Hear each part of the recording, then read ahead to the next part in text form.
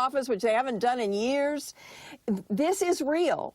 And it will be very interesting to see how the shutdown drama goes over the next week, because I guarantee you there are Republicans that are sitting in the Senate right now and sitting in Congress going, okay, what's Plan B? Yes, exactly. What I've been hearing about the new world where everything's aligned around Trump. Maybe voters disagree. That's exactly right. Claire McCaskill, we will be back with you. It is now 11 p.m. on the East Coast. Polls have just closed in California, and we can call that race. Oh, wow. NBC News projects that the Prop 50 race in California will be decided in favor. Yes wins on Prop 50 in California, and we are making that call at poll closing exactly at 11 p.m. Eastern time. It has frankly been that kind of a night. It has just been kind of a blowout night across the board for Democrats.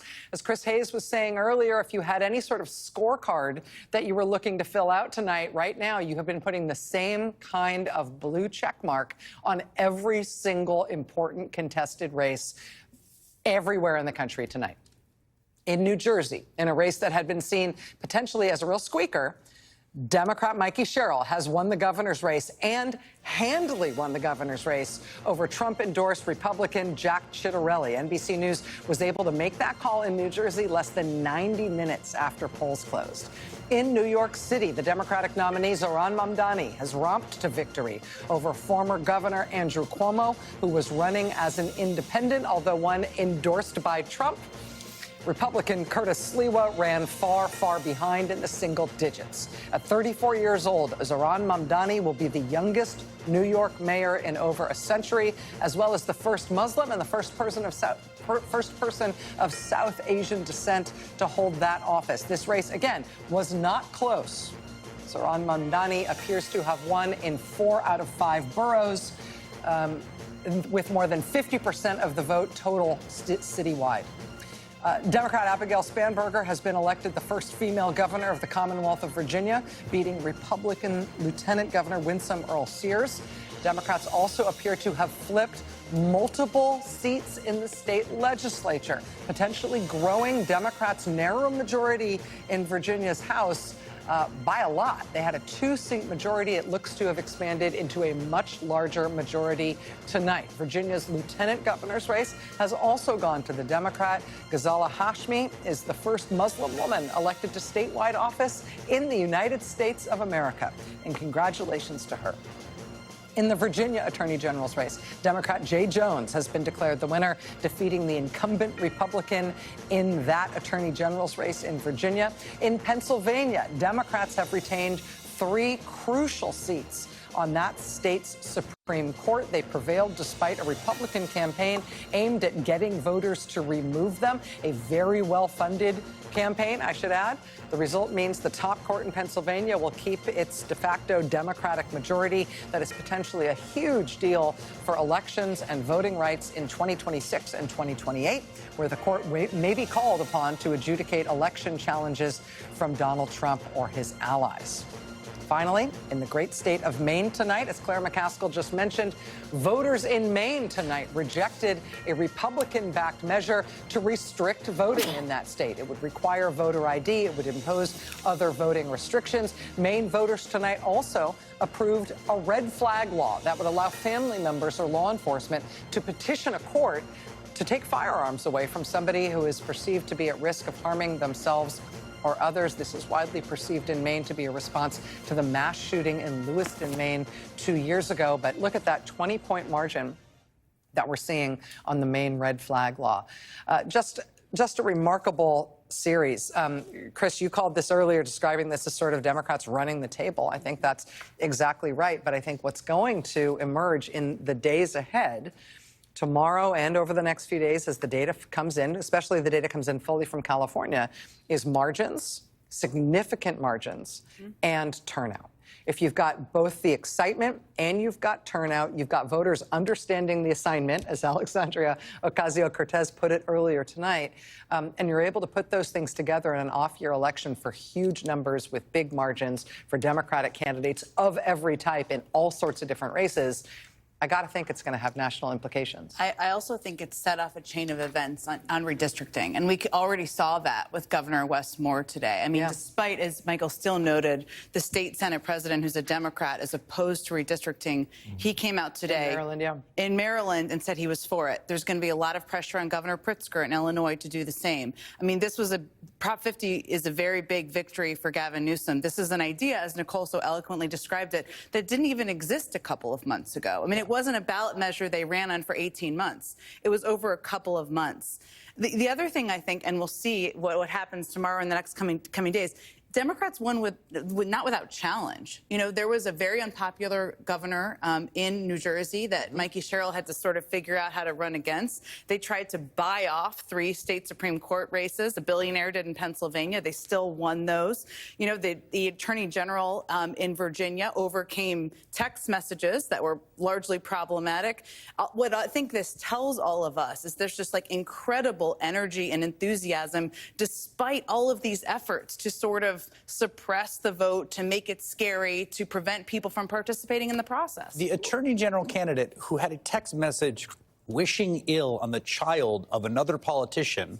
A horrible text message. A horrible text message that I don't think anyone would have won the race by 5 points tonight. Yeah. Okay? That everyone thought, this is going to be, there were people called to go out. It was a really bad, there was one that was like an off-color joke. There was one that was like genuinely awful.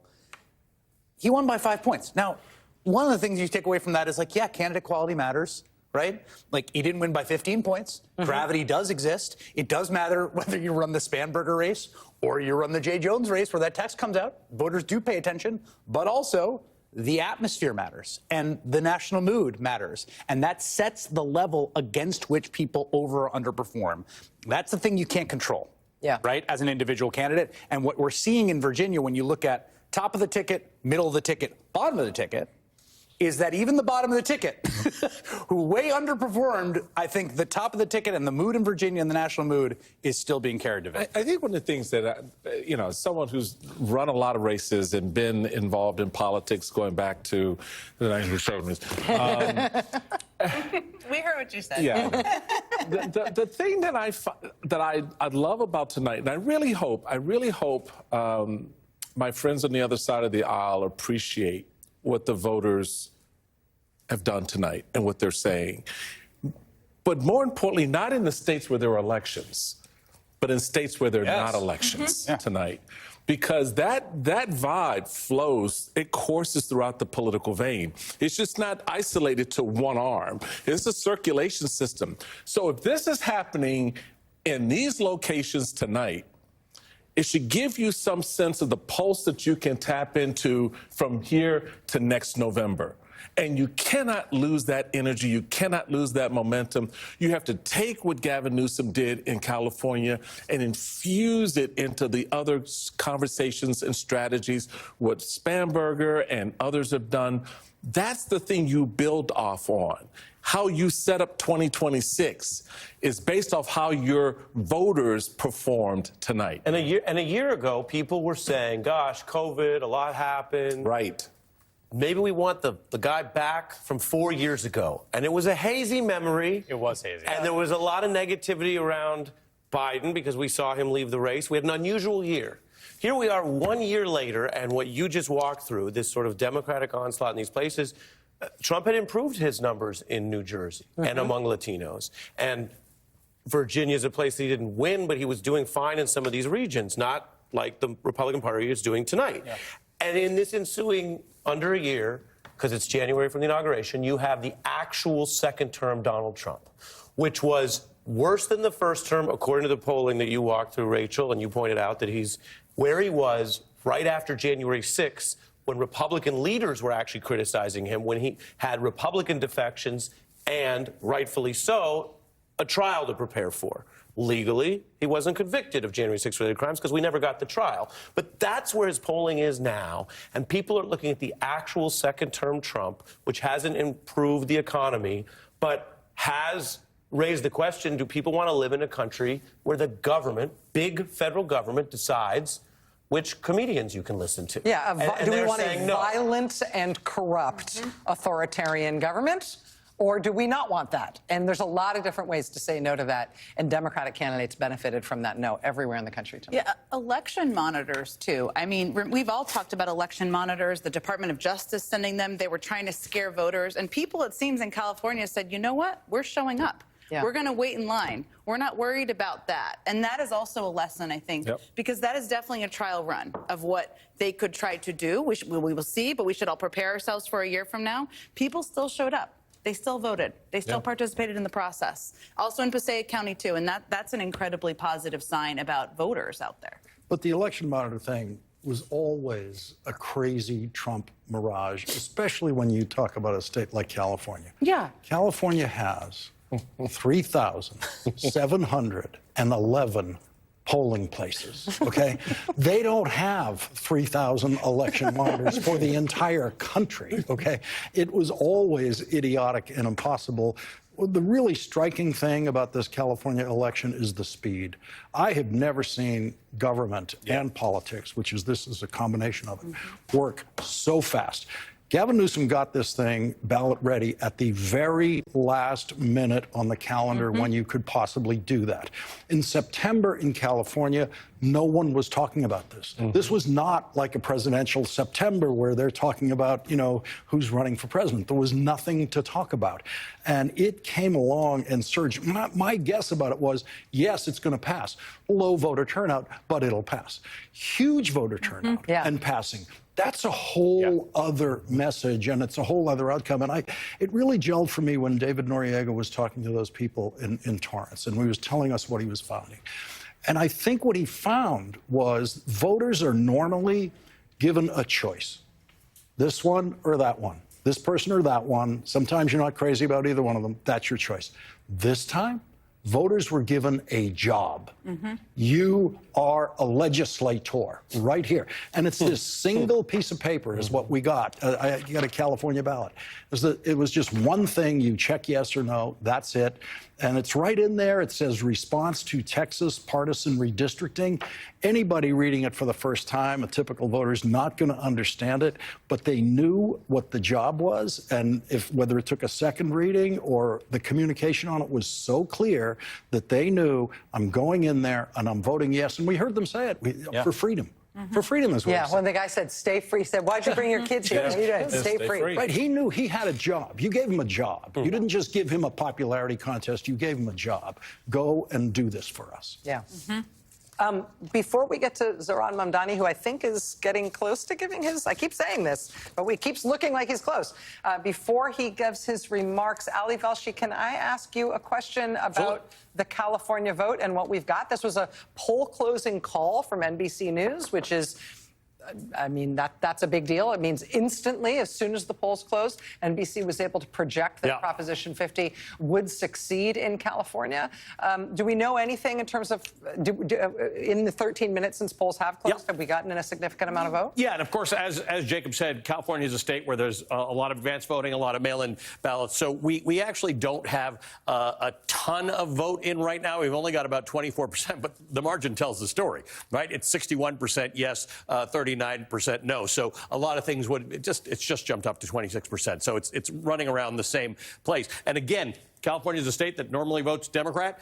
58% of people voted for Kamala Harris in the 2024 presidential election. So we're running 4% higher than that. We're running around what Biden did in 2020, which is why we're able to call these races so early. So again, it's a small percentage of the number in, but the vote's high, and that was important, right? The turnout, the anti-Prop 50 group basically gave up. They threw in the towel. They stopped funding. They stopped running a lot of ads. They knew they were going to lose, and there's some theory that Donald Trump and others might say, well, as they have said in every special election, turnout was low, lots of money from the outside, it was influence, it wasn't really the voters speaking. But people, as Lawrence just said, were given a job in California, and they seem to have taken their job seriously to say, you actually have to come out and vote, voice your opinion on this matter. These turnout numbers are pretty impressive for, as Nicole kept on saying, a ballot that is not tied to a person. There's no one running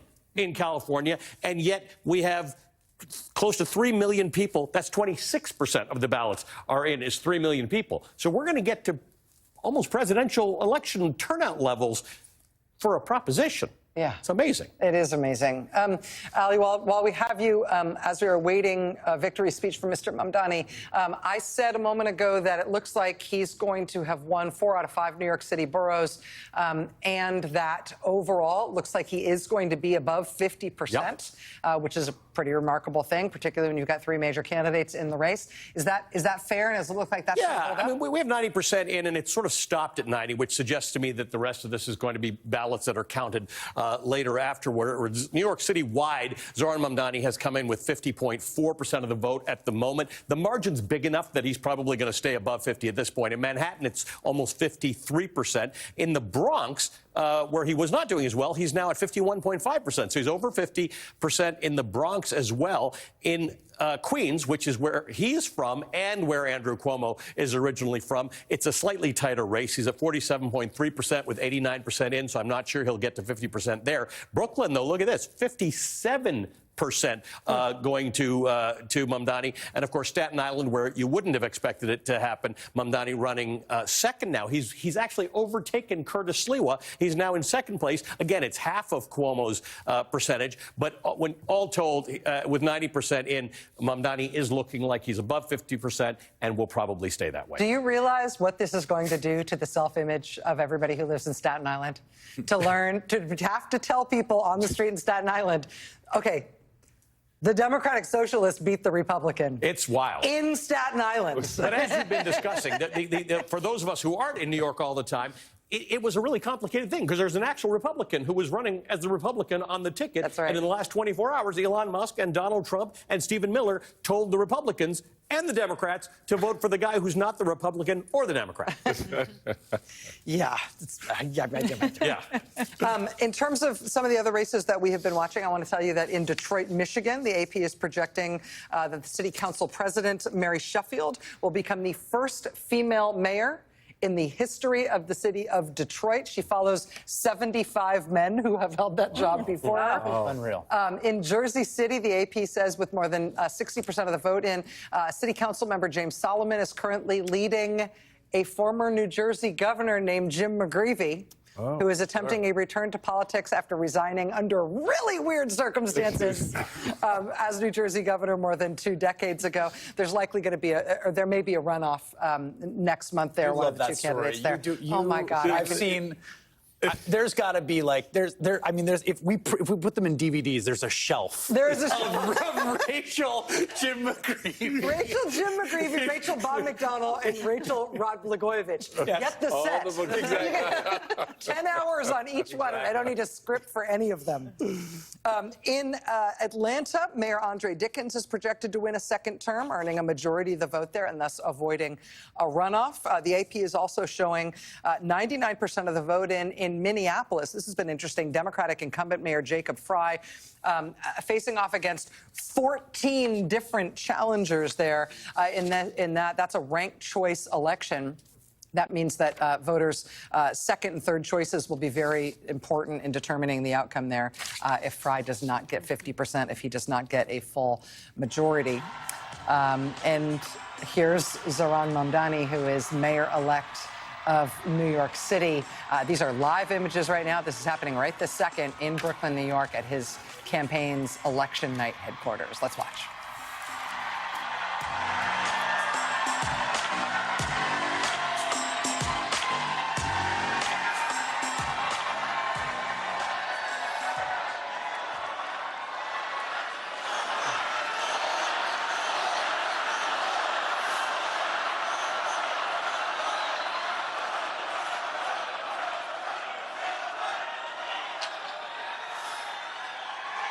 Thank you, my friends.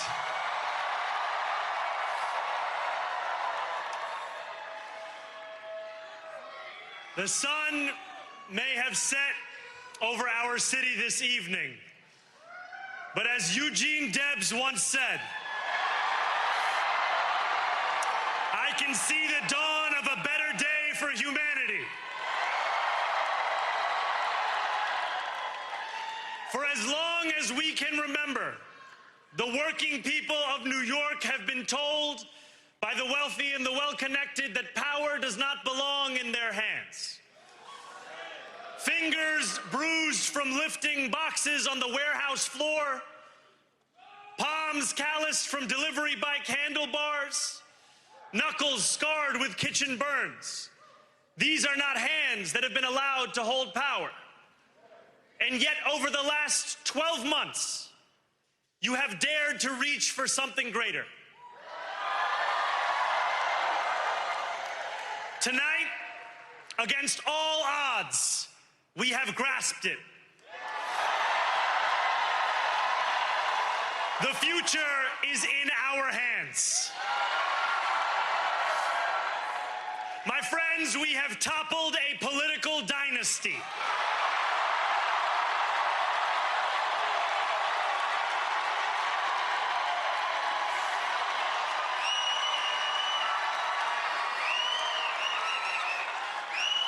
I wish Andrew Cuomo only the best in private life.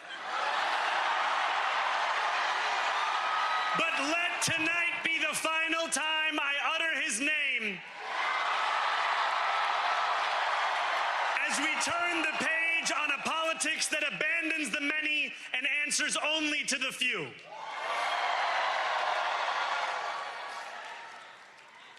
New York, tonight you have delivered a mandate for change,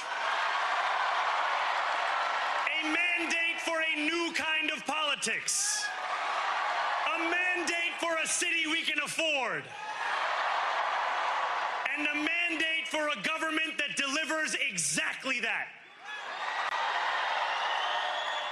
On January 1st, I will be sworn in as the mayor of New York City.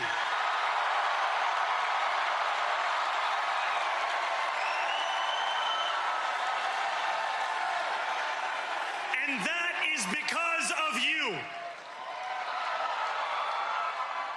So before I say anything else, I must say this. Thank you. Thank you to the next generation of New Yorkers who refused to accept that the promise of a better future was a relic of the past. You showed that when politics speaks to you without condescension, we can usher in a new era of leadership. We will fight for you because we are you. Or as we say on Steinway, ana minkum wa ilaykum.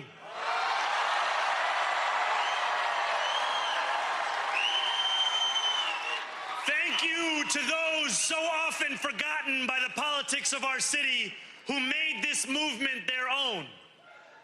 I speak of Yemeni bodega owners and Mexican abuelas,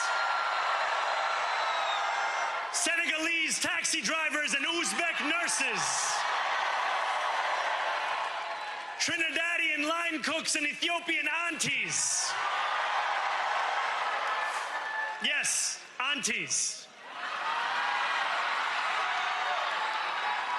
To every New Yorker in Kensington and Midwood and Hunts Point, know this. This city is your city, and this democracy is yours too. This campaign is about people like Wesley, an $11.99 organizer I met outside of Elmhurst Hospital on Thursday night. A New Yorker who lives elsewhere, who commutes 2 hours each way from Pennsylvania because rent is too expensive in this city. It's about people like the woman I met on the BX33 years ago, who said to me, I used to love New York, but now it's just where I live. And it's about people like Richard, the taxi driver I went on a 15-day hunger strike with outside of City Hall, who still has to drive his cab 7 days a week. My brother, we are in City Hall now.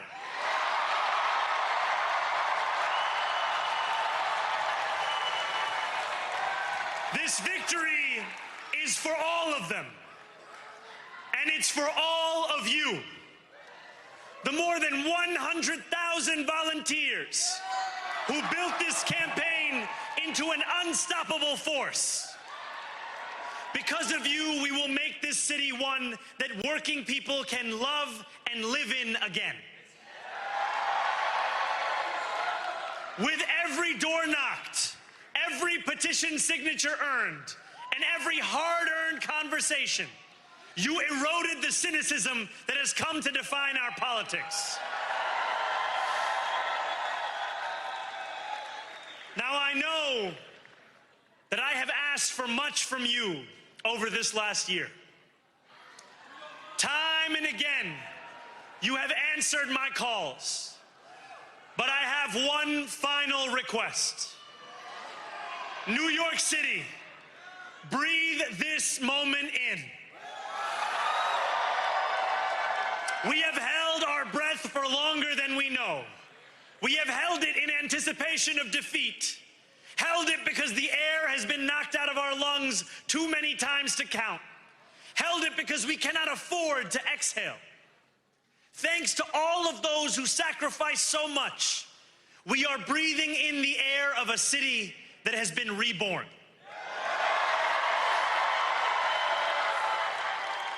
To my campaign team, who believed when no one else did,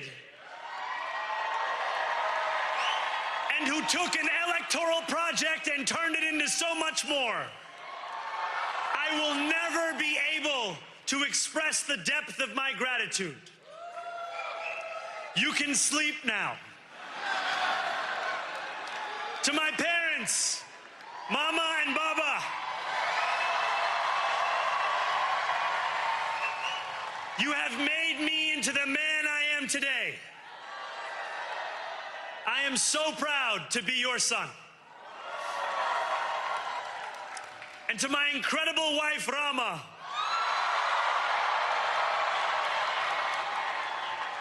Hayati, there is no one I would rather have by my side in this moment and in every moment. To every New Yorker, whether you voted for me, for one of my opponents, or felt too disappointed by politics to vote at all, thank you for the opportunity to prove myself worthy of your trust. I will wake each morning with a singular purpose: to make this city better for you than it was the day before. There are many who thought this day would never come, who feared that we would be condemned only to a future of less, with every election consigning us simply to more of the same. And there are others who see politics today as too cruel for the flame of hope to still burn. New York, we have answered those fears. Tonight, we have spoken in a clear voice. Hope is alive. Hope is a decision that tens of thousands of New Yorkers made day after day, volunteer shift after volunteer shift, despite attack ad after attack ad. More than 1 million of us stood in our churches, in gymnasiums, in community centers, as we filled in the ledger of democracy. And while we cast our ballots alone, we chose hope together. Hope over tyranny. Hope over big money and small ideas. Hope over despair. We won because New Yorkers allowed themselves to hope that the impossible could be made possible. And we won because we insisted that no longer would politics be something that is done to us. Now it is something that we do.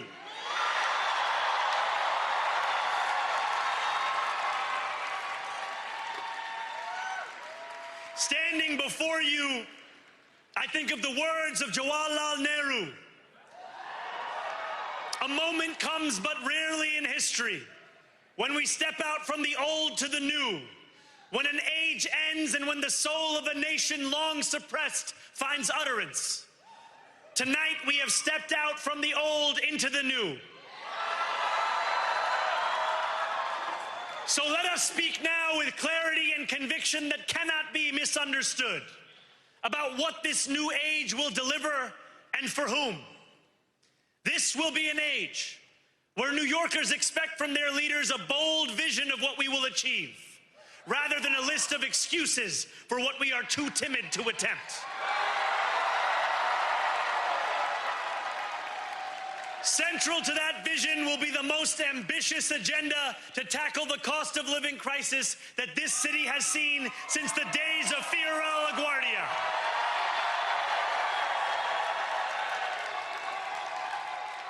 An agenda that will freeze the rents for more than 2 million rent-stabilized tenants. Make buses fast and free. And deliver universal child care across our city. Years from now, may our only regret be that this day took so long to come. This new age will be one of relentless improvement. We will hire thousands more teachers. We will cut waste from a bloated bureaucracy. We will work tirelessly to make lights shine again in the hallways of NYCHA developments where they have long flickered.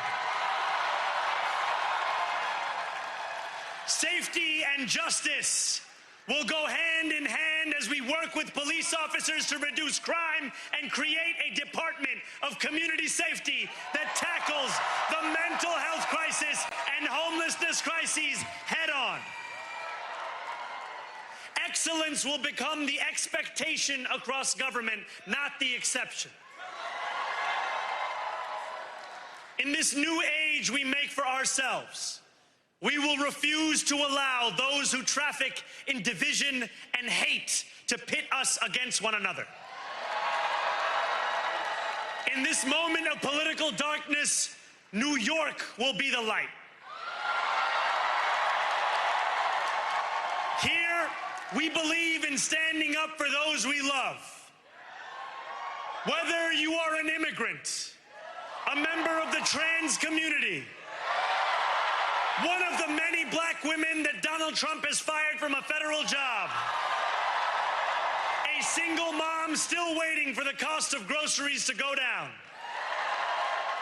or anyone else with their back against the wall, your struggle is ours too.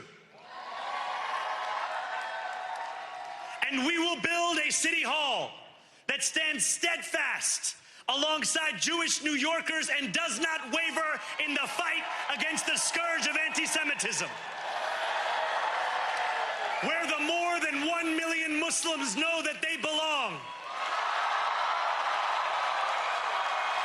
Not just in the 5 boroughs of this city, but in the halls of power. No more will New York be a city where you can traffic in Islamophobia and win an election.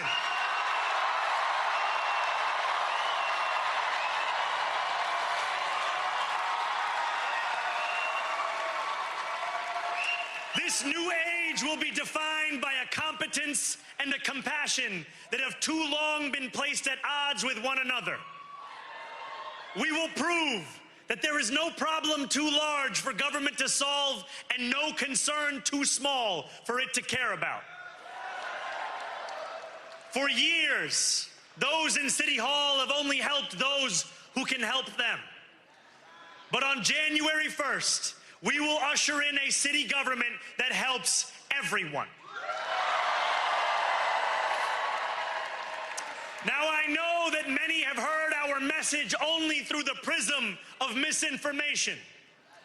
Tens of millions of dollars have been spent to redefine reality and to convince our neighbors that this new age is something that should frighten them. As has so often occurred, the billionaire class has sought to convince those making $30 an hour that their enemies are those earning $20 an hour. They want the people to fight amongst ourselves so that we remain distracted from the work of remaking a long broken system. We refuse to let them dictate the rules of the game anymore. They can play by the same rules as the rest of us. Together, we will usher in a generation of change. And if we embrace this brave new course, rather than fleeing from it, we can respond to oligarchy and authoritarianism with the strength it fears, not the appeasement it craves. After all, if anyone can show a nation betrayed by Donald Trump how to defeat him, it is the city that gave rise to him.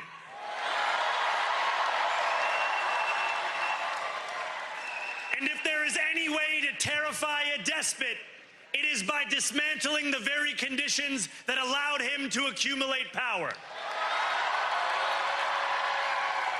This is not only how we stop Trump, it's how we stop the next one. So, Donald Trump, since I know you're watching, I have 4 words for you. Turn the volume up.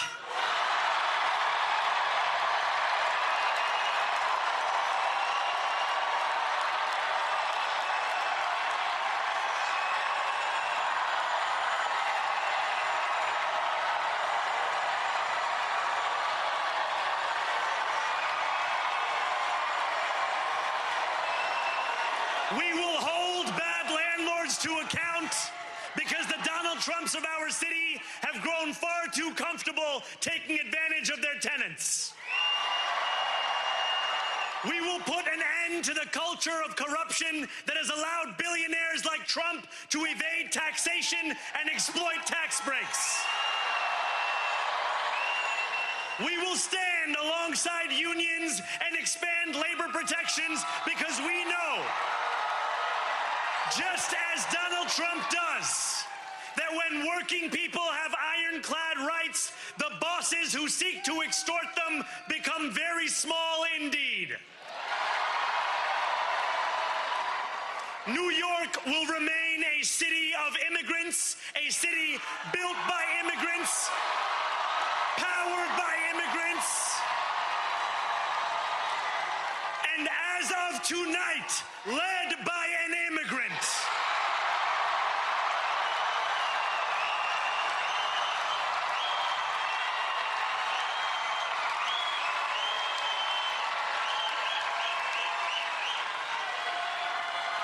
So hear me, President Trump, when I say this. To get to any of us, you will have to get through all of us.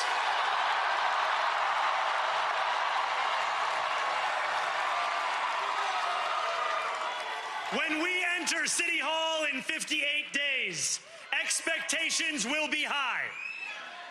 We will meet them. A great New Yorker once said that while you campaign in poetry, you govern in prose.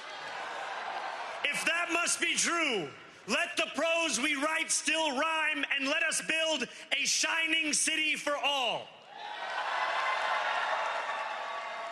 And we must chart a new path, as bold as the one we have already traveled.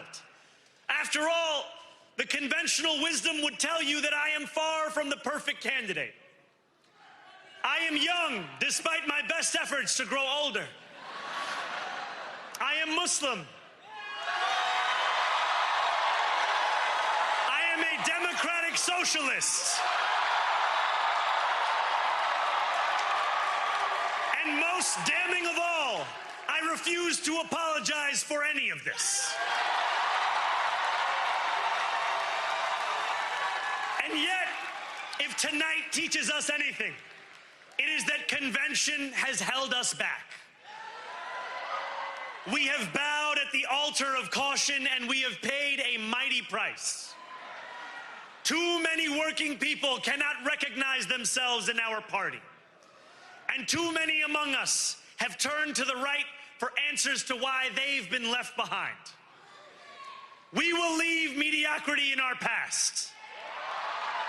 No longer will we have to open a history book for proof that Democrats can dare to be great. Our greatness will be anything but abstract. It will be felt by every rent-stabilized tenant who wakes up on the first of every month, knowing the amount they're going to pay hasn't soared since the month before. It will be felt by each grandparent who can afford to stay in the home they have worked for,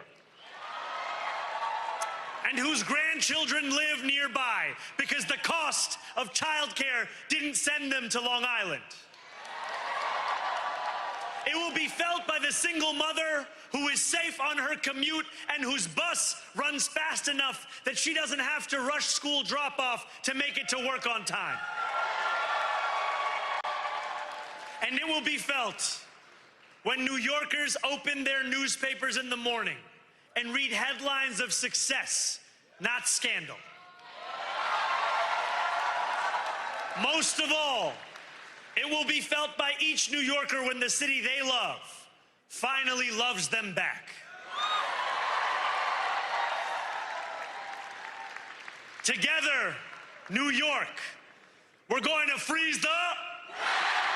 Together, New York, we're going to make buses fast and...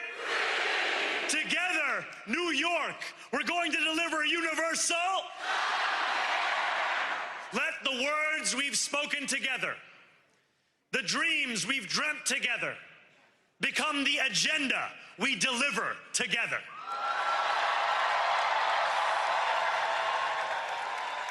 New York, this power, it's yours.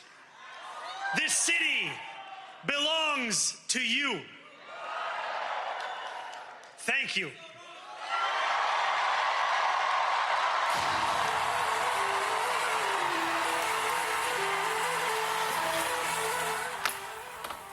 A powerhouse victory speech from Zohran Mamdani, the young Democrat who has just been elected mayor of New York City. He will be the successor to the scandal-ridden Eric Adams. He has defeated Andrew Cuomo, the former governor of the state, who's joined there by his wife. Lawrence O'Donnell, whenever you are on set and we have just heard a big political speech, you are always the first person that I want to hear from because you are a student of the craft. What do you make of that speech? Well, you know, he said something, and Mikey Sherrill said something similar, that Donald Trump has never said, and it's a very important thing to say in these speeches. He addressed himself to voters, whether you voted for me or one of my opponents. That's where he began. And this is the thing that just, that we can see in the numbers of this campaign. He is so good at, and that is changing people's minds about him. He got more than double the votes tonight that he got in the Democratic primary. He convinced people who didn't like him 6 months ago to vote for him tonight. And he's been doing that right along, despite incredible headwinds and false advertising about him and false accusations about him. But that acknowledgement when you're standing up there on victory night that not everyone voted for you is such an important acknowledgement, especially in how you will approach the job going forward. And it's something that has been completely absent from Donald Trump, who has never spent one day of his life thinking about a voter who didn't already vote for him. Stephanie Roll. 4 words for you, Donald Trump. Turn the volume up. The extraordinary thing about his campaign and his message tonight, while one might say, he's young, he's out there, he's not wild. He's as disciplined as they come, especially when it comes to messaging, which is all about affordability. So he's goading Donald Trump, who is the opposite of disciplined. And what Donald Trump is hoping Zohran Mamdani will deliver, I don't think he's going to. And to Lawrence's point, sort of speaking to all of New York, that was something. Yeah. Jen? I was struck by, the range of people he quoted. He started off by quoting Eugene Debs, who, of course, was a socialist presidential candidate. That was a choice. He quoted Mario Cuomo, also a choice. He quoted without naming him. Without naming a great him. New Yorker. He quoted the Prime Minister of India.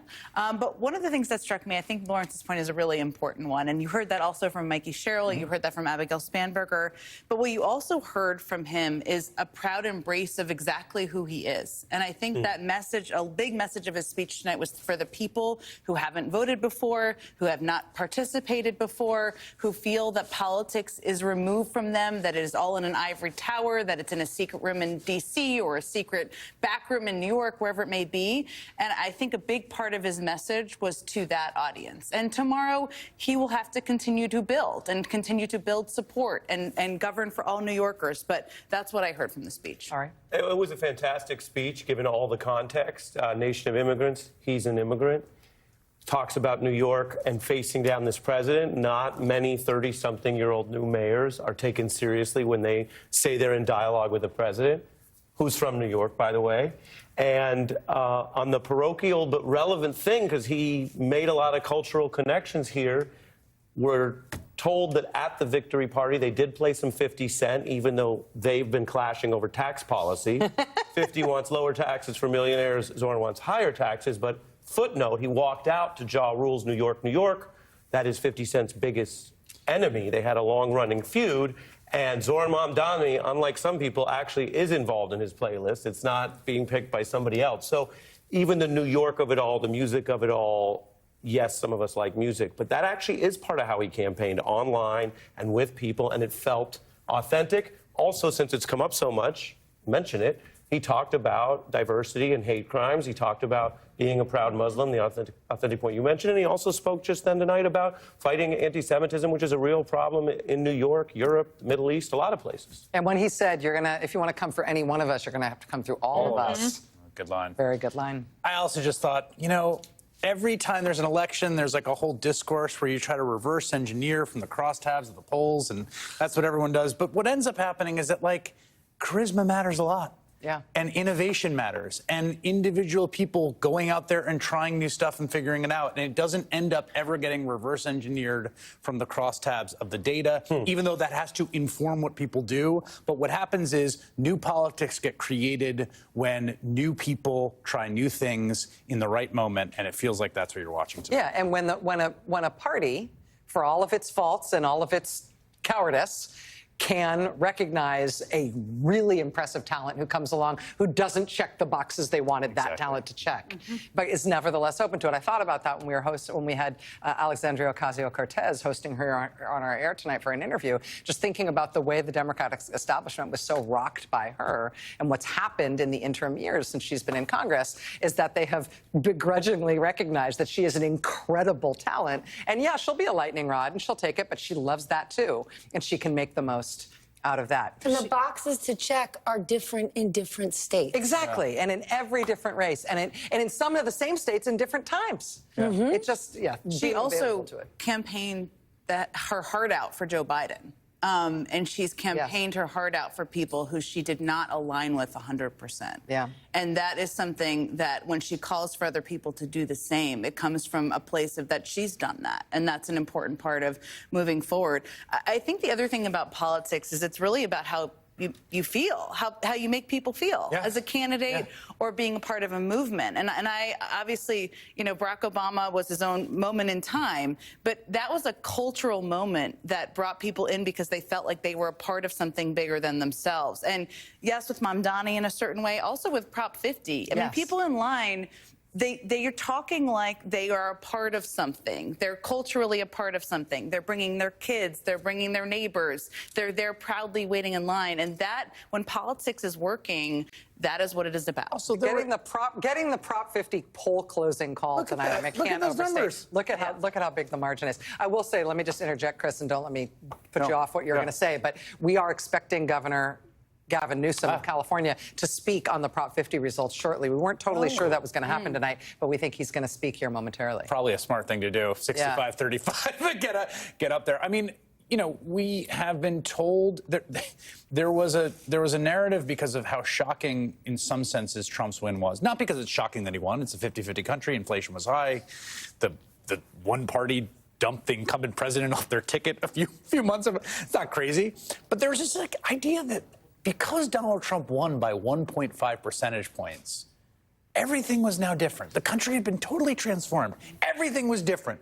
These 1.5 percentage points meant that the character of the very nation and the culture and the vibes and everything was utterly transformed. It's like, it's still the same country. But Chris, like, the key people thing... went from 1.5 out of 100 people went from over here to over here. And what you see tonight is like, this is the same country. It is a very divided country. People are not happy with the economy. It doesn't mean that, like, Democrats are going to win everything now. It just means that, like, it's been the same country the whole time with all of its, like, contradictions and internal And the 7 million people that showed up for the No Kings protest, who were not paid protesters, might also want different things, but they stand against what Donald Trump is standing for. So when Donald Trump is trying to define the Democratic Party, his social media message tonight, they went woke.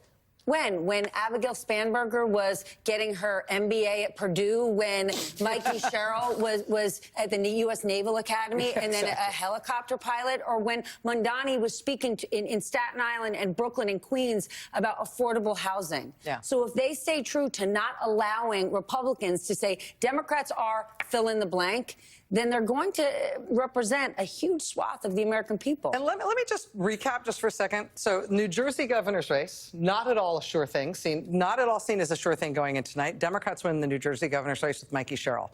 New York City mayor, we just saw Zohran Mamdani wins in New York City. In California, in the redistricting measure, which again brings people out to vote on a one-question ballot, that's it, in a time when California voters do not vote, we get a poll closing yes, and it looks like it is 30-point margin that we're going to have. We're going to hear from the governor shortly. In Pennsylvania, Republicans pulled out all the stops and spent a gazillion dollars trying to pull 3 Democratic justices off the state Supreme Court. They lost in every single one of those. In Maine, there was a voting rights restriction. They lost that. In Maine, there was a red flag law for gun safety. They won that. In Virginia governor's race, it goes to the Democratic candidate Abigail Spanberger. In the Virginia lieutenant governor's race, it goes to the Democrat. In the Virginia attorney general's race, it goes to the Democrat. In the Virginia state legislature, we went into this tonight with a 51-49 lead from the Democrats. In Virginia, the Democrats have flipped at least 13 seats tonight. They went from 51-49 to 64-35 in the Virginia House of Delegates tonight, with 1 seat still remaining to be called. And that matters not only because it tells you what the temperature was in Virginia tonight, it also matters because after California and what they've done tonight, the redistricting issue is really, really alive for Democratic-controlled states. And Virginia is about to be a Democratic-controlled state. And what happens in that House of Delegates, with the margin in particular, is going to decide whether or not Virginia can also redistrict along the same lines that California is tonight. Kansas Republicans decided today that they are not going to redistrict to try to get one more Republican seat out of Kansas. They would need a supermajority to do it. Here's Gavin Newsom in California. A party that is in its ascendancy, a party that's on its toes, no longer on its heels, from coast to coast, sea to shining sea. But it was not just a victory tonight for the Democratic Party. It was a victory for the United States of America, for the people of this country and the principles that our founding fathers lived and died for. And so we're proud. We're proud here in California to be part of this narrative this evening. We're proud of the work that the people of the state of California did tonight to send a powerful message to an historic president. Donald Trump is an historic president. He is the most historically unpopular president in modern history. In every critical category, Donald Trump is underwater. He promised to make us healthier. He promised to make us wealthier. We're sicker and poorer. And he fundamentally understands that. Why else would he call Greg Abbott saying he's entitled to 5 seats? Why else is he trying to rig the midterm elections before one single vote is even cast. He understands his position at this moment in the United States of America. One thing he never counted on, though, was the state of California. Instead of agonizing over the state of our nation, we organized in an unprecedented way in a 90-day sprint.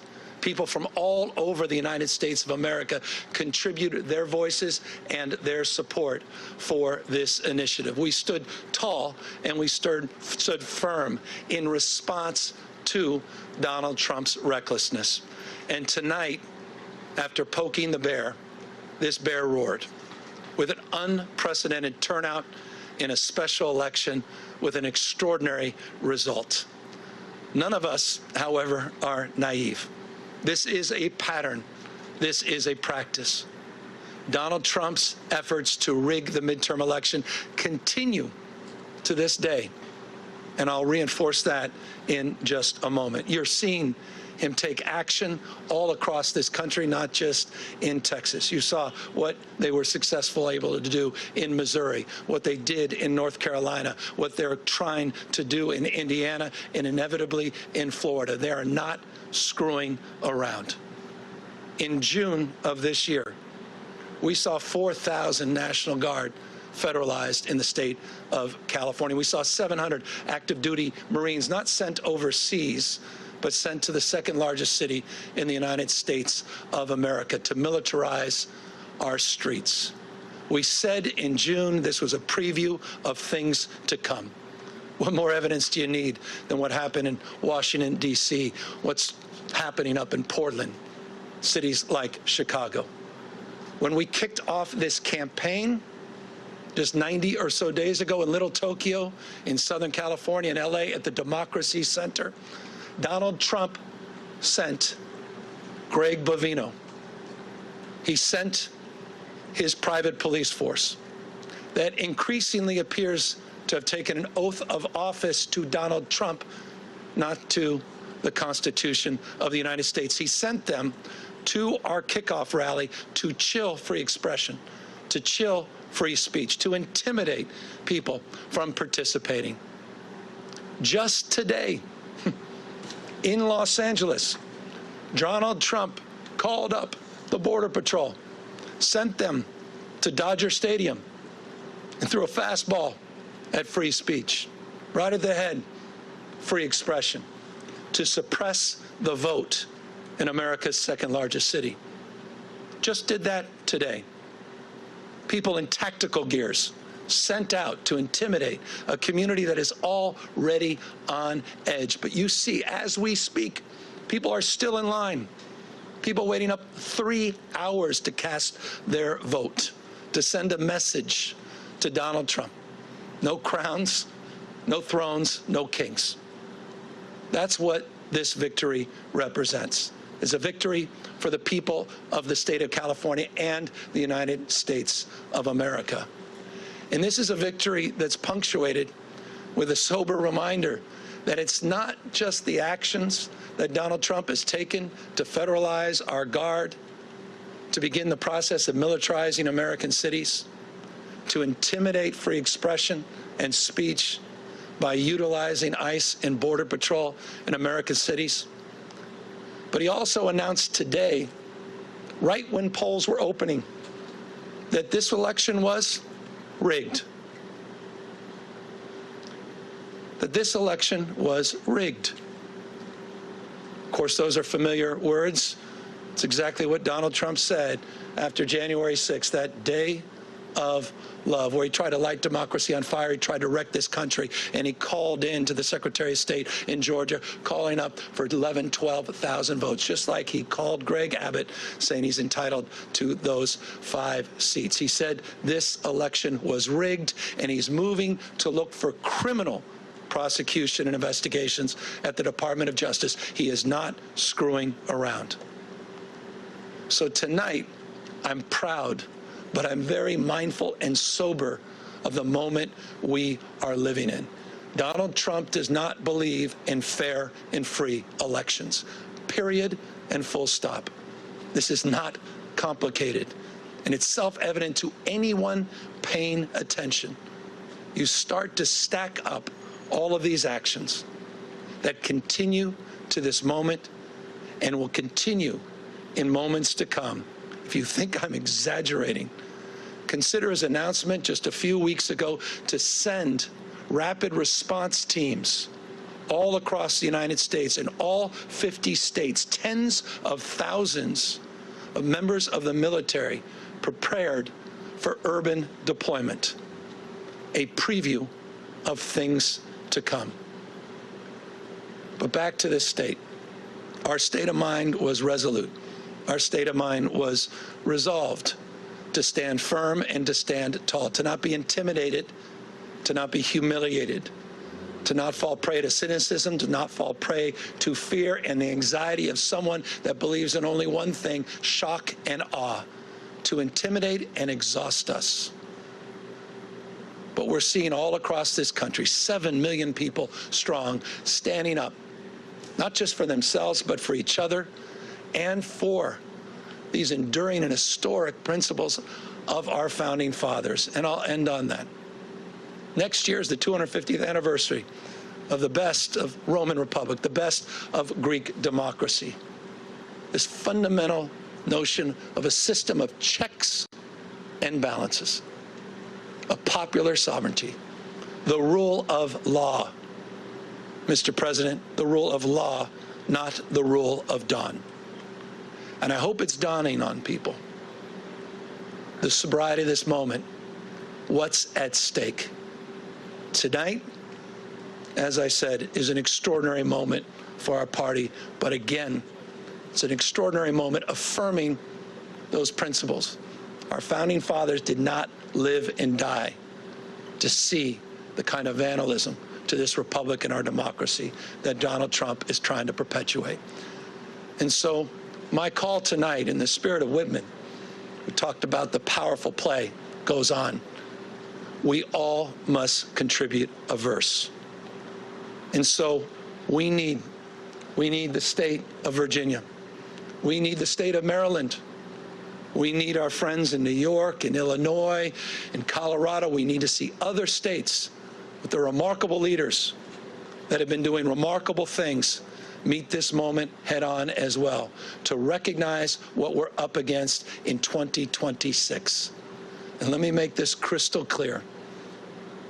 We can de facto end Donald Trump's presidency as we know it the minute Speaker Jeffries gets sworn in as Speaker of the House of Representatives. It is all on the line, a bright line in 2026. And so I want to thank everybody that stood up, not just for our democracy, but stood up for those that have feel bullied and intimidated, stood up for this notion of co-equal branches of government and a system of checks and balances. And I want to thank my wife, who reminds me every single day that this is about those that feel alone, those that feel isolated, those that feel an anxiety and a stress that they never could have imagined in their lives. This was about saying to them, we have your back, we see you, you matter, we care. And I'll just say this, I'm confident as we move forward into 2026 in this country, the best is yet to come. Thank you very much. What's the lesson for other Democrats from tonight?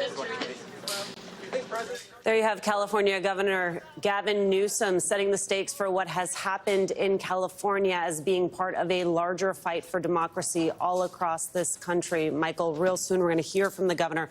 What do you think about what he just said? Look, it was actually the perfect capstone to the night. I mean, when you think about how the evening began, the questions that swirled around about how the Democrats were going to perform, who's going to win, who's going to be up or down, whether or not this proposition would actually get off the ground in any measurable way.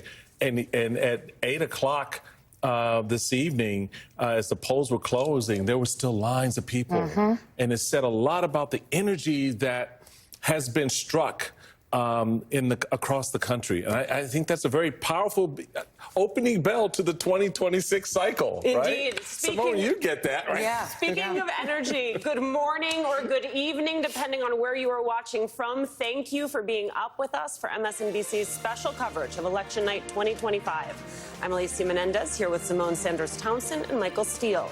It is midnight on the East Coast and 9 p.m. in California. Tonight, the voters have spoken, and they have delivered huge wins for Democrats in the first major referendum on Donald Trump's second term.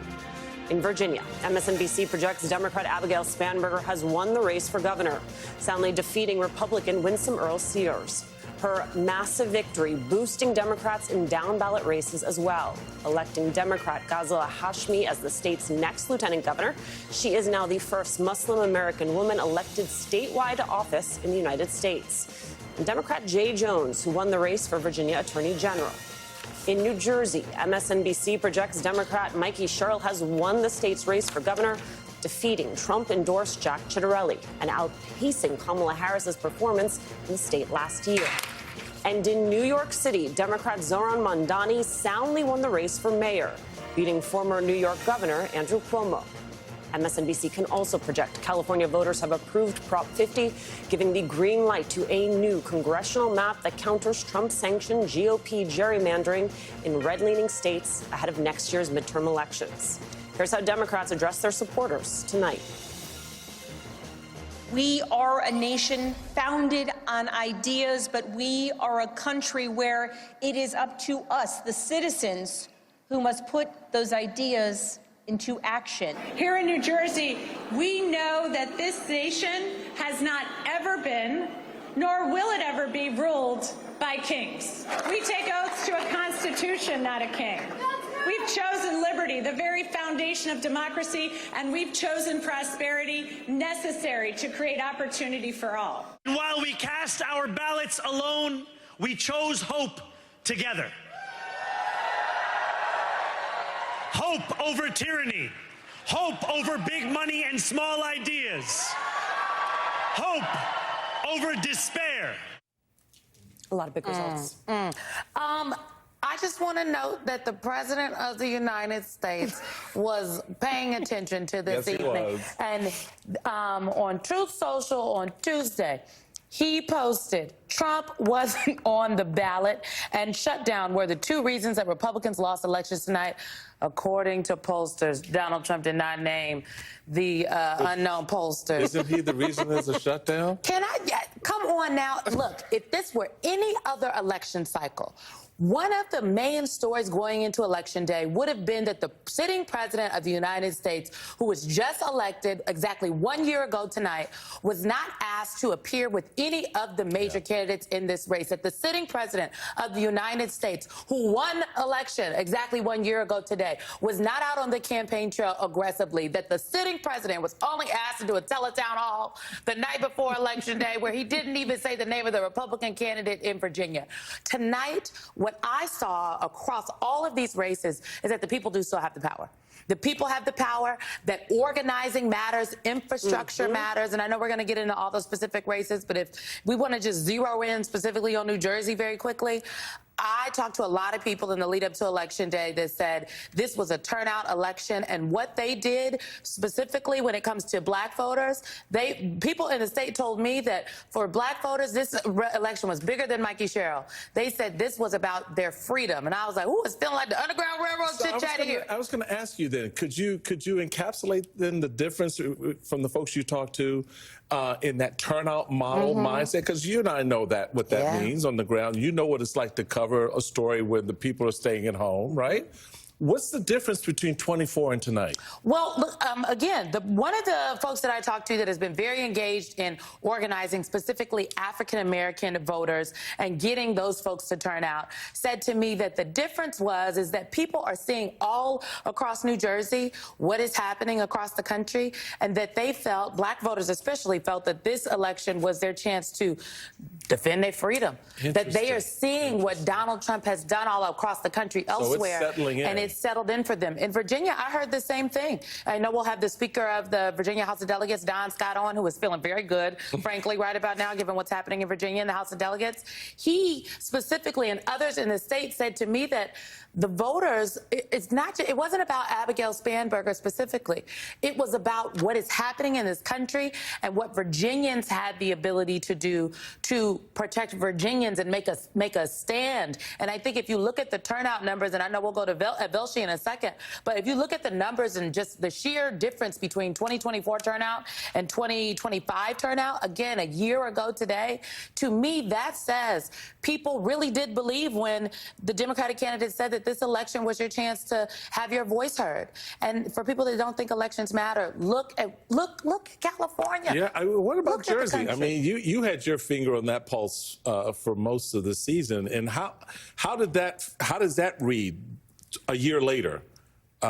Jersey 2024, Jersey 25. You know, I was talking to organizers who've been doing this work since the day Donald Trump won last year, and they told me a story of a voter they had just recently canvassed with who said, listen, I traditionally voted for Democrats. I voted for Donald Trump last year, and nothing has changed for me. And their answer wasn't, so I'm definitely going to go vote for Mikey Sherrill. Their answer was, I am not sure that I am meant to be a part of this process. And that was, to me, chilling. And so to see these turnout numbers tonight, to interview women. I interviewed a woman today. Her husband was in the hospital. He had just had a stroke. She brought her child from the hospital to her polling place because she said, it is just that important to me. I am watching what is happening with immigration all across this country, and this is not who we are. And it was so important to me that I left my husband's bedside to come here to this polling place and cast that vote. And that energy is what we are seeing all across this country. That energy is something that certainly was captured on the big board, and we've got our man Ali Velshi to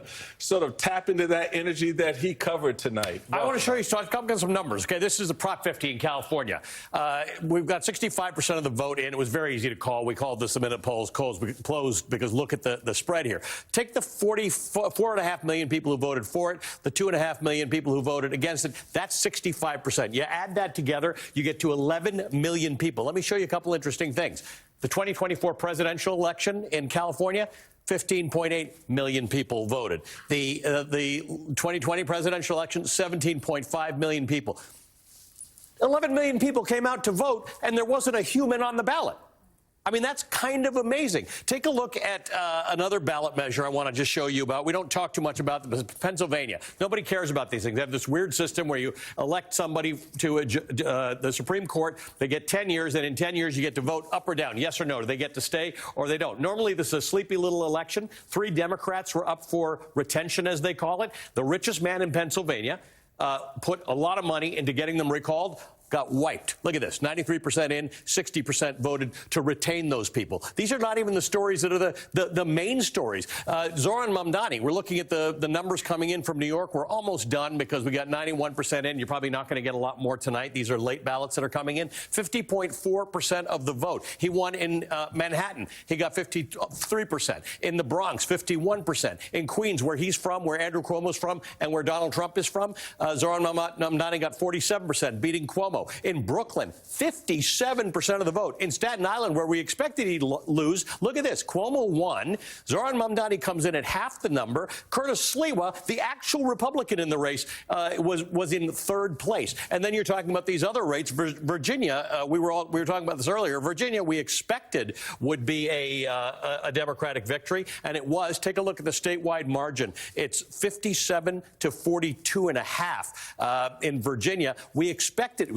None of the polls indicated that broad a margin, but we thought it would be a victory. Take a quick look at what New Jersey, which at the beginning of the night, there are people who thought, you know what, Jack Ciattarelli might win.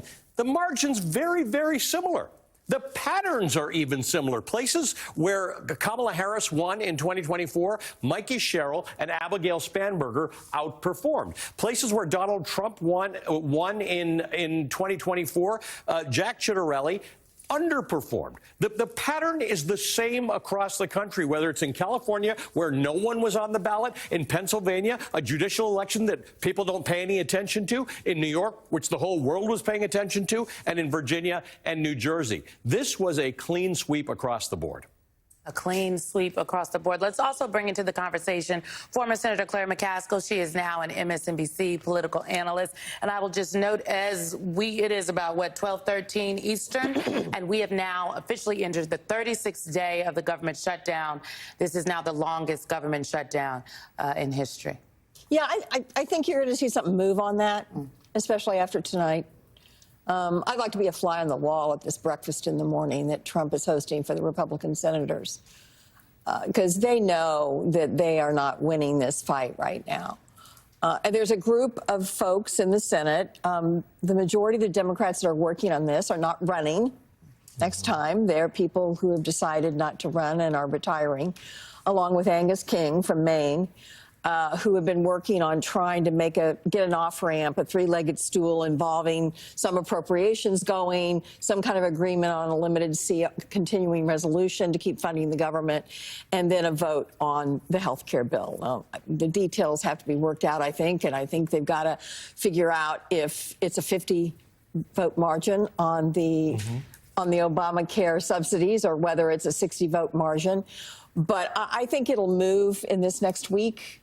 I think something will happen. And I talked about this earlier tonight, but I think it's really important. This is being felt seriously in Congress by Republican members of Congress. I guarantee you they're looking. You look at Passaic County in New Jersey, which I've kept an eye on all day because it's a 43% Hispanic district in New Jersey. Trump won it last year. It was the first Republican to win it since 1992 when George H.W. Bush was on the ballot. He won it, and she's going to win that county by 15 points. So we're talking about an 18-point swing in a county in New Jersey, and that is just the tip of the iceberg of what happened. So, and by the way, Kansas announced tonight they're not going to redistrict. Interesting. They were going to try to take Sharice Davids out of her seat in Johnson County, Kansas, which has become more Democratic over the years. Now, I think there's a little bit of play going on behind the scenes because she said, if you redistrict me out, I'm going to run against Roger Marshall for the Senate. And I don't think Roger Marshall wanted Sharice Davids running against him for the Senate, especially after tonight's result. So they basically closed the tent tonight and said, we're not going to give Trump another seat in Kansas. Now, I think what Gavin Newsom said is they've got to really get busy in Illinois and Maryland and Virginia, and to even this up. Well, they'll have to get. You're right about the getting busy part, and Gavin Newsom has just really plowed a whole different kind of energy into the idea of voting. Right, that this is something to actually fight for, and I don't think that has really been contextualized for a lot of Americans before. And he's taken a long step towards that. I agree with you on where Republicans are moving. I had a couple of conversations last week about the prospects that when Trump got back into town, and Trump had already signaled to some folks in Washington, maybe something, we can move something here. So you're right. I think next week you're going to see some action there. Tonight, however, was just a cold bucket of water for tomorrow morning's meeting. But here's the question. How do you assess what were some of the drivers here in these numbers, in these margins? You've been on the ballot. You know what voters, get ticked off about and what they get excited about. And then when a malaise sets in, it's hard to overcome that. I was asking Simone about the difference between 24 and 25. Same for Alicia in a place like New Jersey. What do you think is a trigger? Is it just the idea of the shutdown? Is it the economy? Is it voting rights on the ballot? How do you see it? I think we've made a mistake, and we've talked about this earlier today, that we sometimes say on this network that voters are numb to all the things Trump has done. Turns out they're not numb. And I do think the entree here, the main deal, is that nothing's gotten cheaper. For the people in Passaic County that voted for him, a lot of them thought, well, at least he's going to make sure that inflation doesn't get out of control. Well, guess what? Not so fast. So, but I got to tell you that cumulatively, the stuff he's done And visuals are so important. I think we'll look back in history, and the visuals of him ripping the East Wing off the White House, I think was so symbolic to a lot of people, like, okay, this is going too far. This guy on his own, who does he think he is?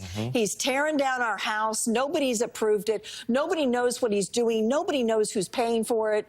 His family making all the money. I think there's a cumulative effect there.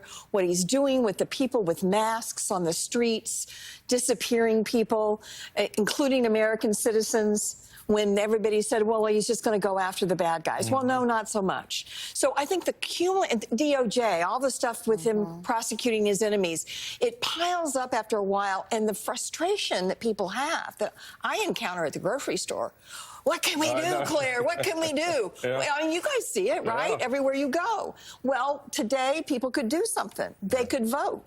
And I think unless Donald Trump turns into a different person tomorrow, I think this trend will continue, and I think you're going to see.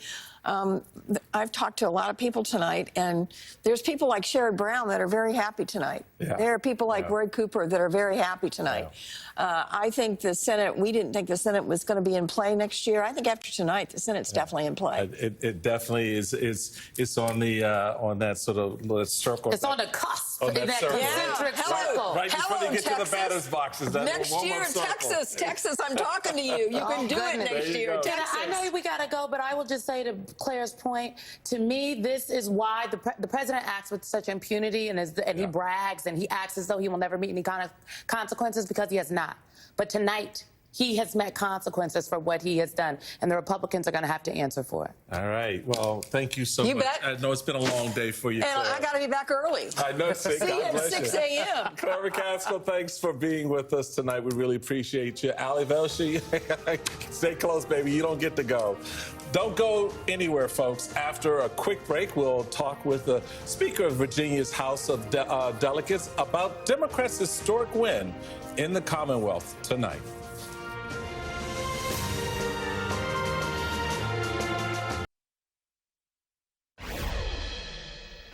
Tonight, Virginia voters flipped all three of the Commonwealth's top state officials from offices from Republican to Democrat.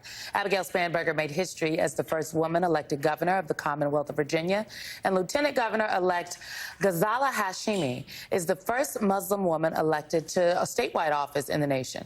Here's Governor-elect Spanberger earlier. To those Virginians who did not vote for me, I want you to know that my goal and my intent is to serve all Virginians.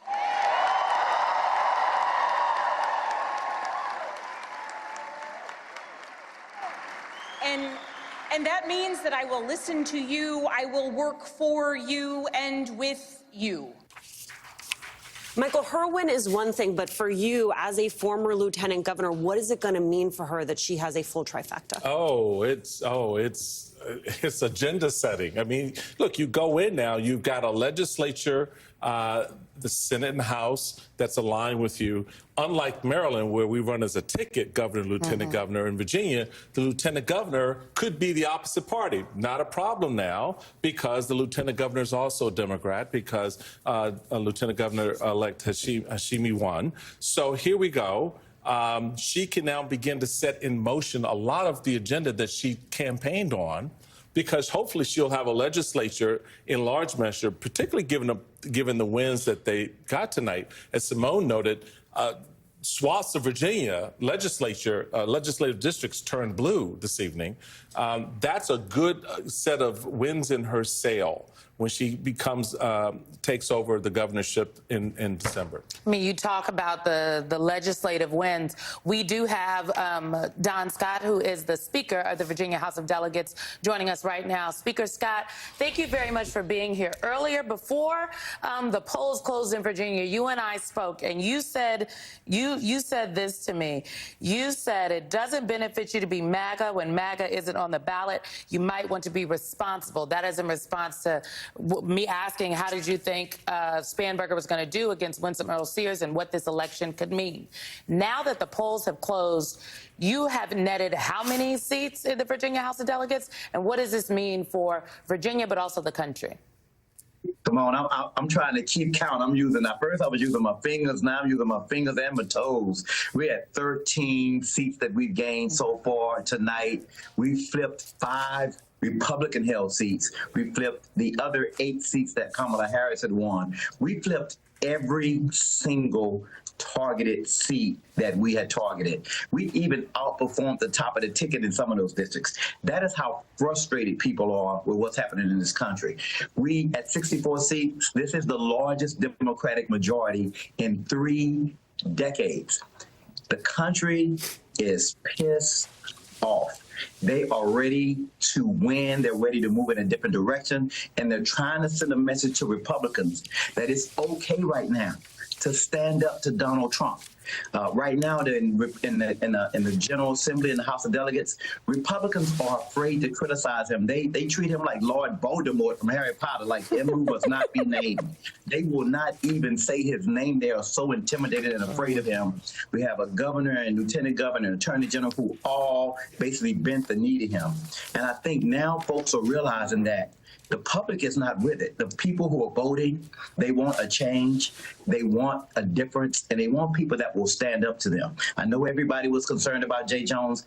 I always knew that eventually he would put it out because people want someone to protect them, someone that will fight for them and not continue to do the bidding of Donald Trump. I mean, Donald Trump went this weekend and did that great Gatsby thing, basically spitting in the face of hardworking Virginians who he has laid off, who he has furloughed. And then he said, even if they get the government open, he wouldn't pay them back pay.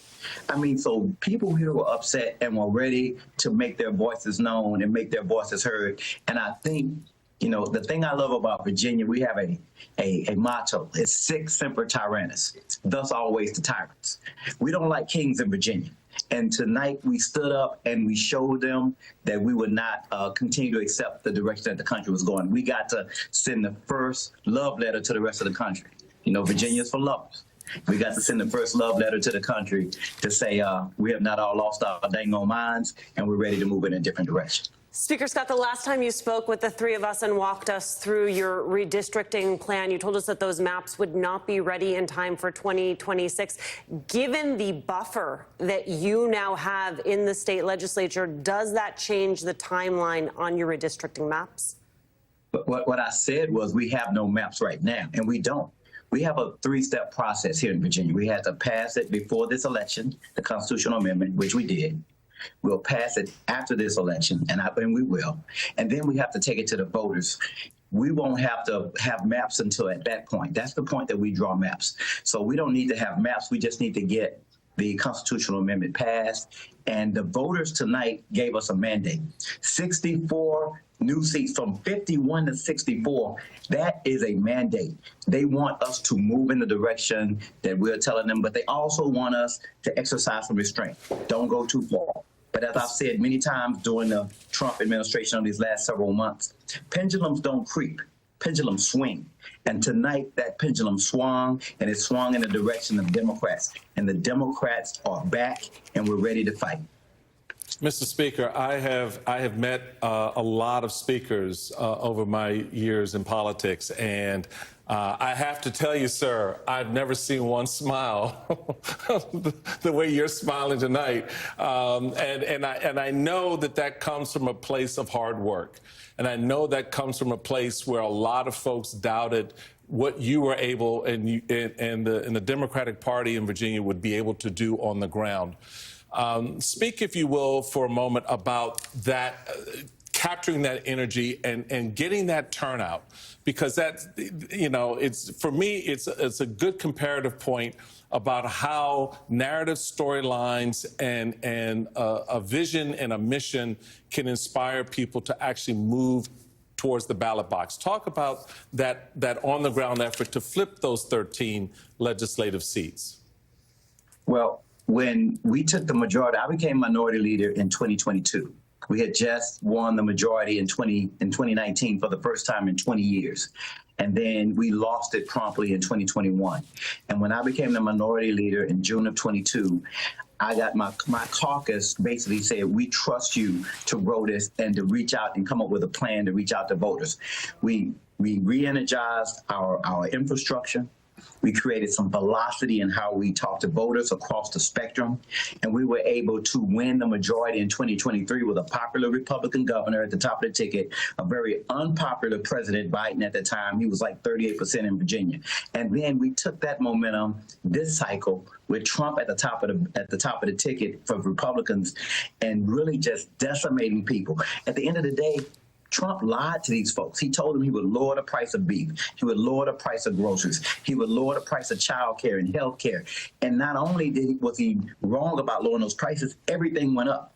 And then we began to strategize and come up with a movement and tactical strategy to recruit a candidate to run in all 100 seats. We hadn't done that in a generation. We recruited specifically people who were connected to their communities. If you look at the data tonight, every single county in Virginia moved further towards the Democratic Party than they did Republicans. We're gaining trust again. And it's our job right now to continue to grow that trust. And that's what we're going to be able to do. And that's why I'm smiling. If you were sitting where I'm sitting at the view and the vision that I have right now, you would be smiling too, Michael. I promise you. I'm in a good spot right now. I love my hand. I like my hand better than their hand right now. Look, all I can say, I was in that room in 2009 and 2010, and I appreciate you, brother. I know the love you feel tonight because you put in the work. Don Scott, Speaker of the Virginia House, thank you so much for being with us. Next, folks, we're heading to California, where voters have overwhelmingly approved Prop 50. What that means for the midterms when our election night coverage continues.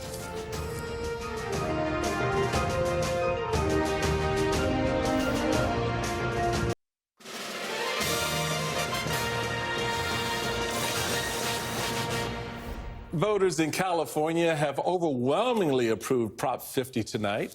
The ballot measure will redraw the state's congressional map to favor Democrats, flipping as many as 5 House seats. Now, this was Governor Gavin Newsom just a short time ago.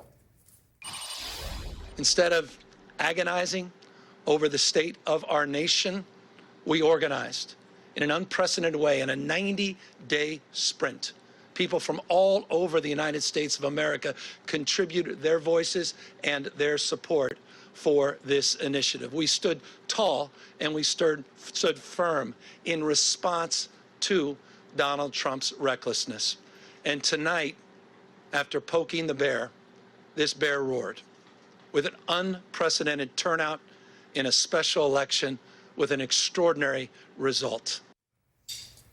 All day we have watched from Sacramento as Jacob Sobroff has talked with voters, the line wrapping around the block. That's exactly right. Not only did that bear roar, it had claws. And joining us tonight right now is Democratic Congressman Robert Garcia of California.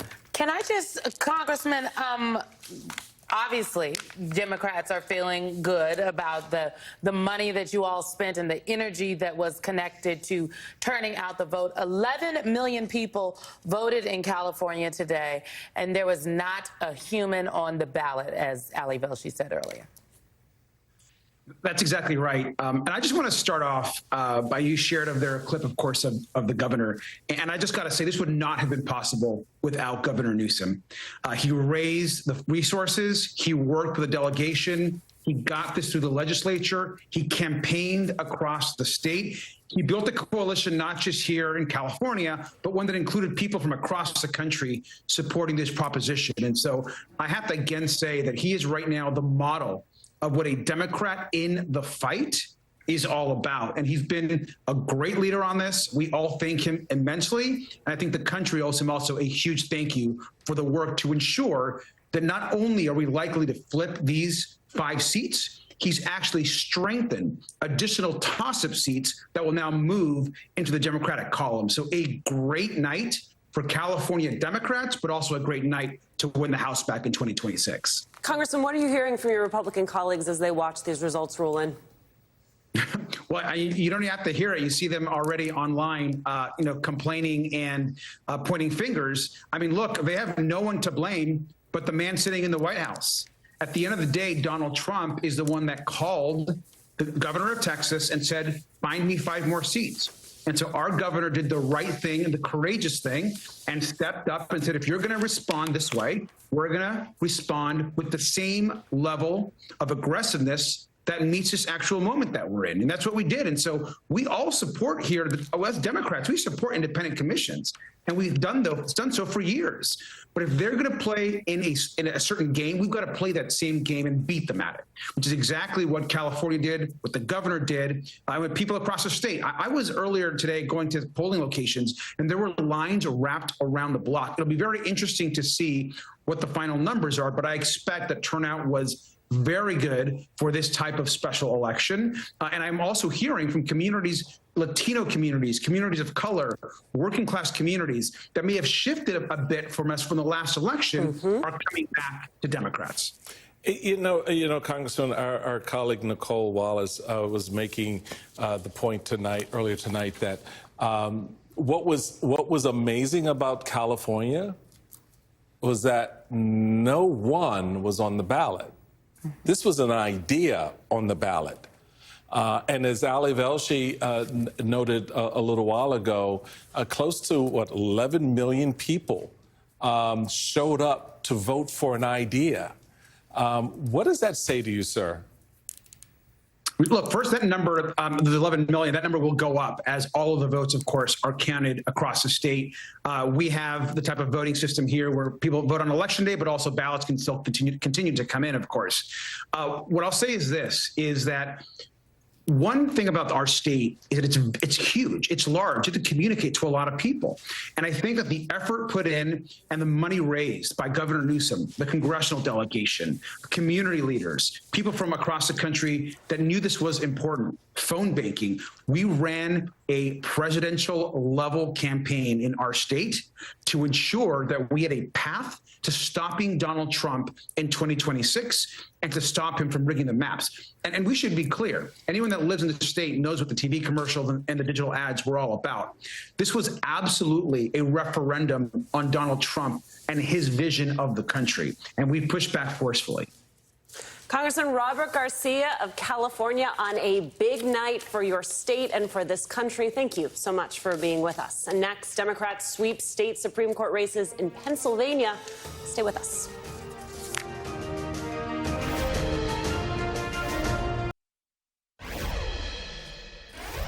Tonight, Pennsylvania voters secured a likely Democratic majority on the state's Supreme Court ahead of the 2028 presidential election, voting yes to retain 3 justices on the bench.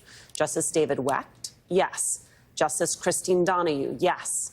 And Justice Kevin Dougherty, yes.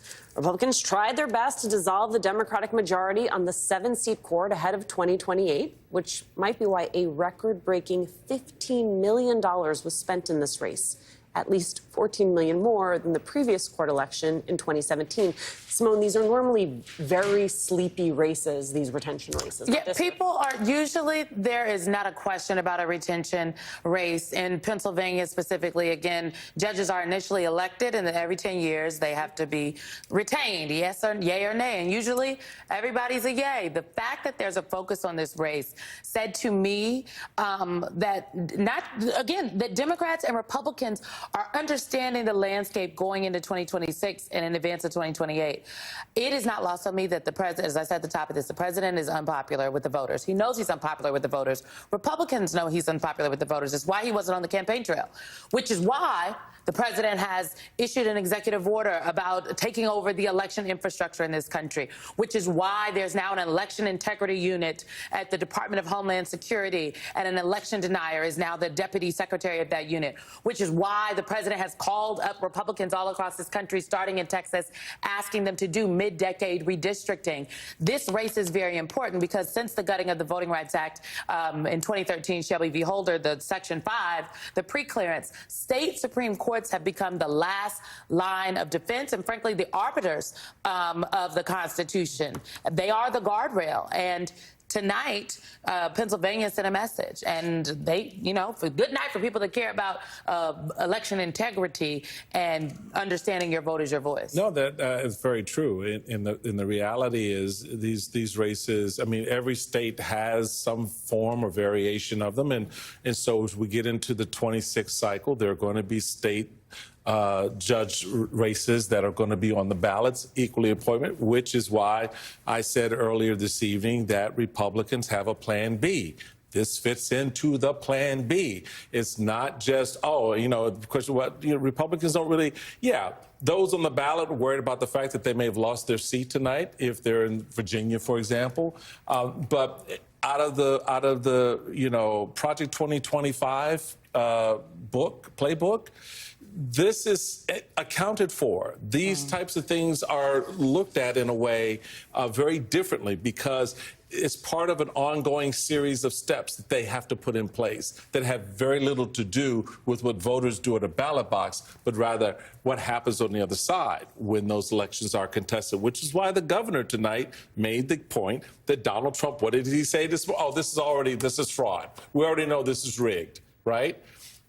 This is why we got to bring up the intelligence on this a little bit, because what Simone is saying about this is very, very true. The reality still remains that this bigger picture is about election integrity. It's about the people who are going to be in charge of the ballot boxes. It's about the people who are going to be counting the votes. It's going to be about a whole lot of things that go on behind the scenes in politics and elections than what you see on the front page. And Alicia, it's not abstract because we have to remember, it seems so long ago, but in 2020, they tried to steal the election. In 2020, all of the things we're talking about that they're talking about doing right now, that they're threatening, they did it. There were people who were unwilling, secretaries of state, board of elections folks, unwilling to go along with it. This time, we've seen a lot of those officials already bend the knee. So given that we have less than a minute left, can you explain to me why Republicans put up some effort in Pennsylvania and in California and then retracted it in the final days? Well, they retracted in the final days because their numbers were showing that not even their own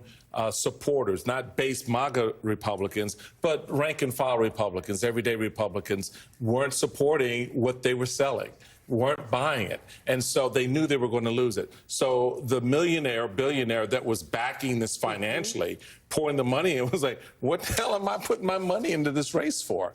And started to pull the cash. And when the cash goes, so does everything else. I've been there. Seems to me Republicans in Pennsylvania and California, they care about democracy too. Yeah. They too have a voice and a vote, and it matters, and it showed up tonight. Folks, don't you go anywhere. We are not going anywhere. Stick around. There's another hour of reporting and analysis with the three of us straight ahead. We'll check in with Ali Velshi at the big board and stay with MSNBC all day tomorrow. Ali and Stephanie Rule are back for a special edition of It's Happening with Velshi and Rule, where they're going to analyze the results of the election and answer your questions live. You can send a video question to Velshi Rule Questions at msnbc.com. Or you can just go ahead and scan that QR code on your screen, pull your phone out right now, pick it up, come on, open the camera, scan the QR code to drop a question into the chat and stream it live on YouTube. That's later today at 3 p.m. Eastern. We'll see you there.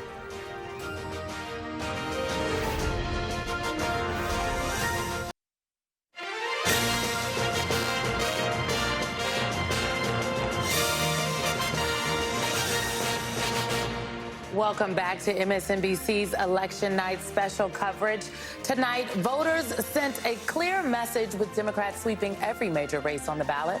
MSNBC projects Democrat Abigail Spanberger will be the next governor of Virginia. Democrat Mikey Sherrill will be the next governor of New Jersey. And Democrat Zohran Mamdani will be the next mayor of New York City. This election was the first major referendum on Donald Trump's second term, and it sets the stage for next year's midterm elections. So that might be why the president is trying to blame anyone but himself for the results. This is what he posted a short time ago. Quote, Trump wasn't on the ballot, and shutdown were the two reasons Republicans lost elections tonight, according to pollsters. I know it was a little grammatically iffy there, and we don't know which pollsters he was referring to. But we do know this, that Donald Trump, no, he might not have been on the ballot in name, but his policies absolutely were.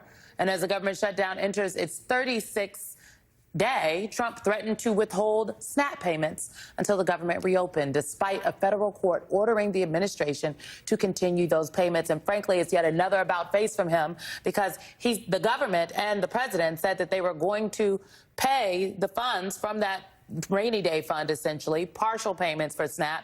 And now the president is saying he's not. Defying a court order, using people's pain as leverage, probably, or many of the reasons that voters came out in the ways they did today.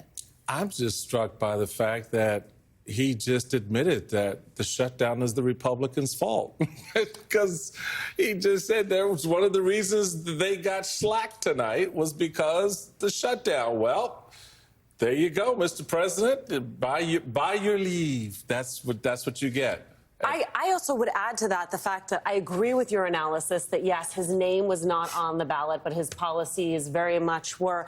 But there is a reality that Republicans are going to have to contend with, which is when he is not on the ballot, that electorate that he uniquely puts together does not come out for them. So if they are following in his steed policy-wise, they may not reap the benefits politically as they think they will. I don't think they will. And, it does make for some interesting conversation, which is why I asked in the last hour, asked you both about the difference between 24 and 25 and the turnout and the things that kind of moved people and motivated them.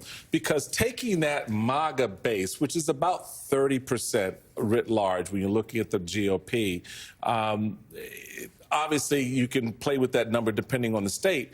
You still had the issue of other voters, other independent voters and center-right Republican voters who did not buy into what was being offered in 2024, but then latched on to what the Democrats put on the table in 25.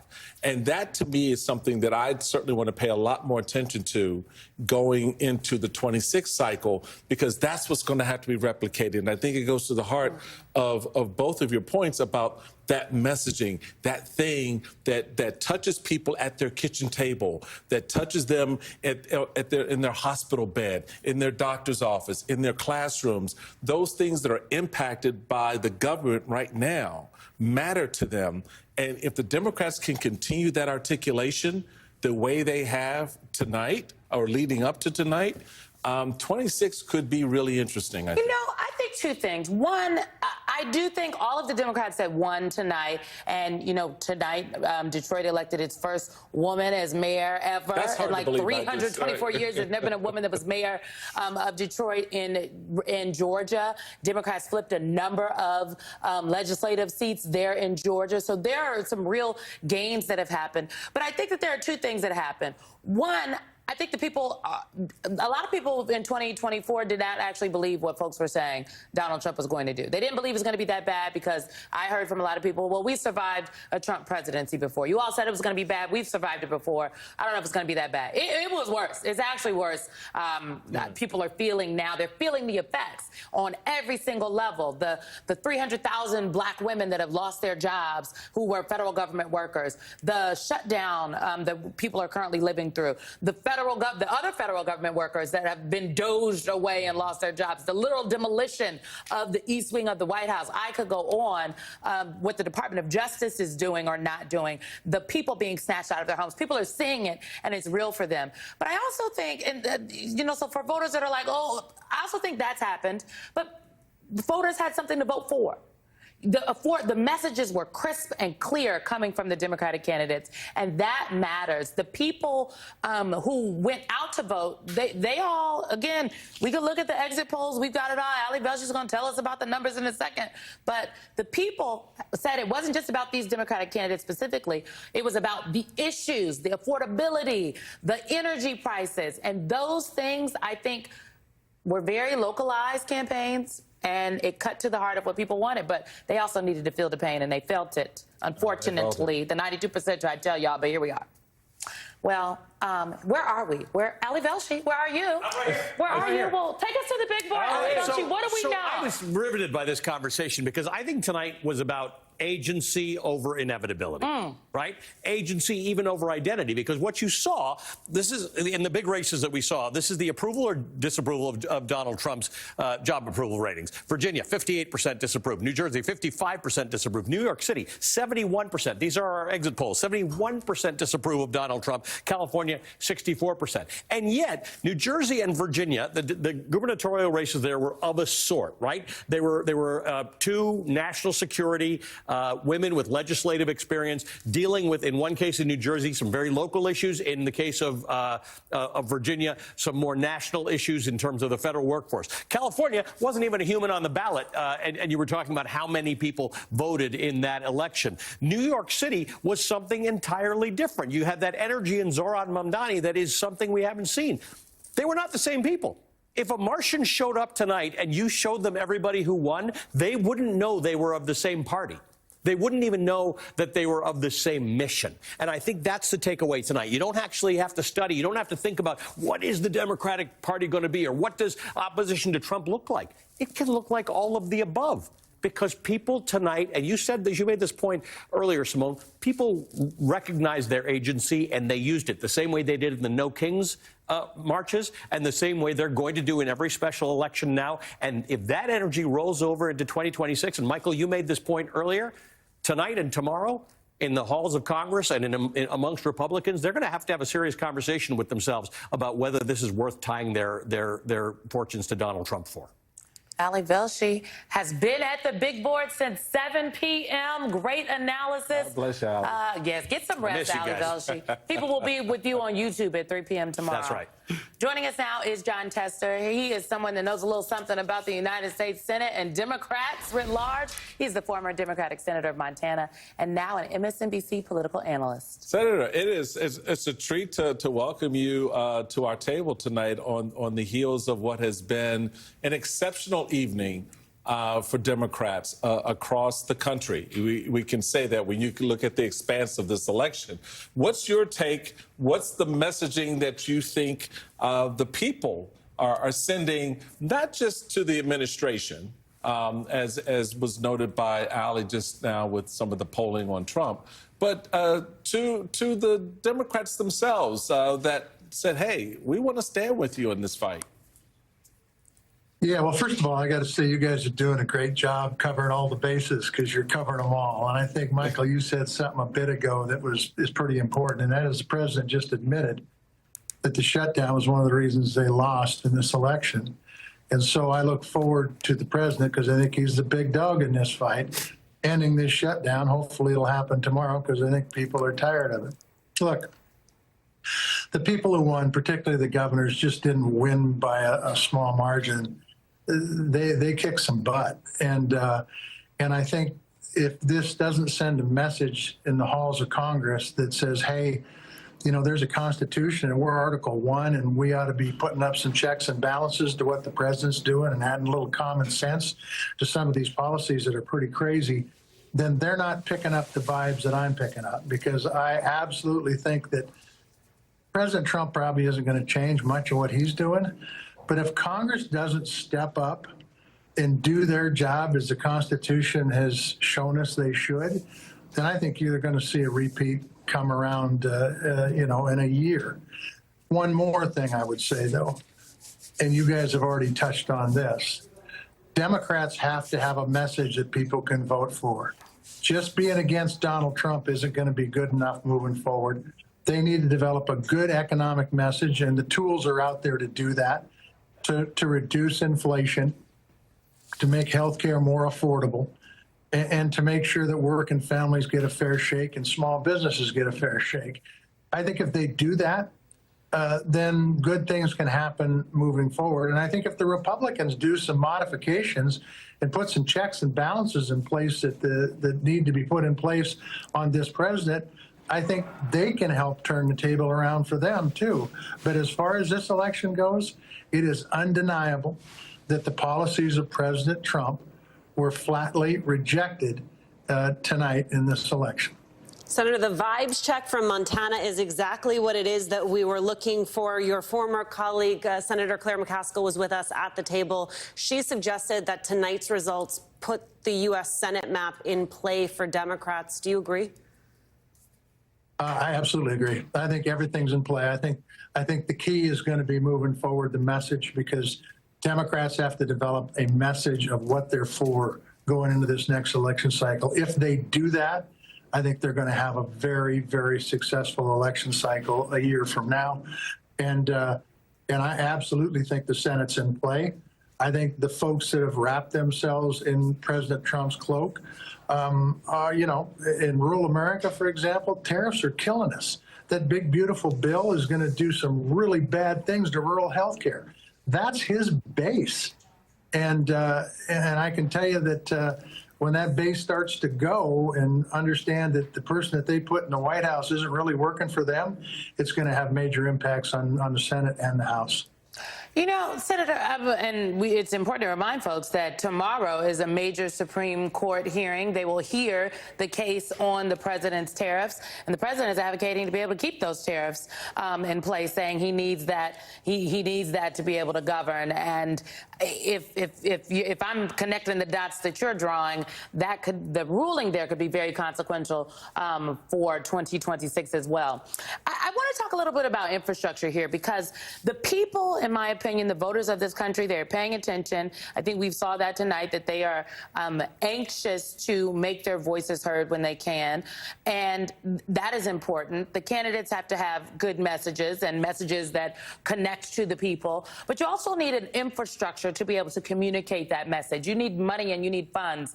And I'm struck by just how much money was spent on these elections from the Democratic National Committee and their own numbers. They spent about $7 million, according to their own statements, this year between New Jersey, Virginia, and the race happening or the retention election, if you will, at the state Supreme Court in Pennsylvania.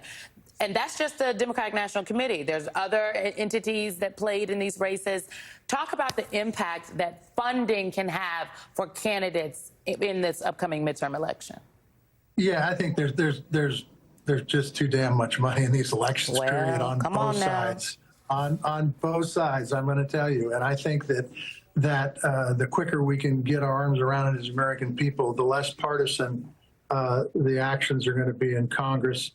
And quite frankly, on the ground, too.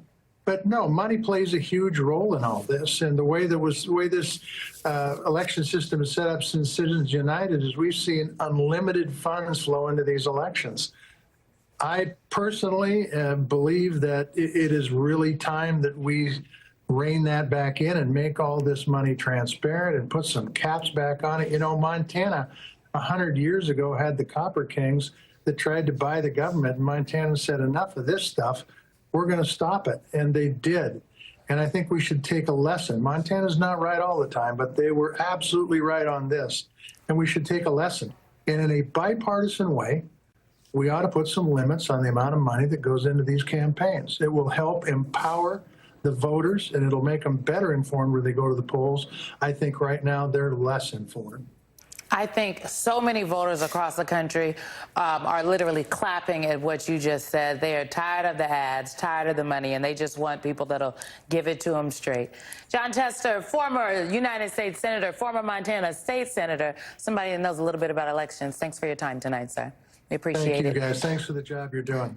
Thank you. Next up, we are going to head to New Jersey, where Democrat Mikey Sherrill defied trends to defeat a Trump-backed Republican and win the governor's race by double digits. Then we're going to go to Brooklyn, where the Mamdani campaign is celebrating his victory in the New York City mayoral race. Live reports from the ground when our special election coverage night continues.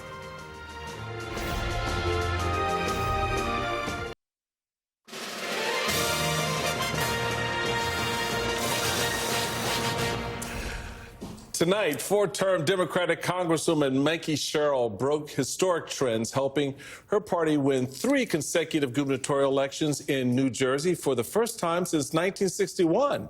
Here's Sherrill earlier tonight. We've chosen liberty, the very foundation of democracy, and we've chosen prosperity necessary to create opportunity for all. So, New Jersey, to quote the boss, the future is now. Roll up your sleeves, let your passion flow. The country we carry in our hearts is waiting. Thank you, New Jersey.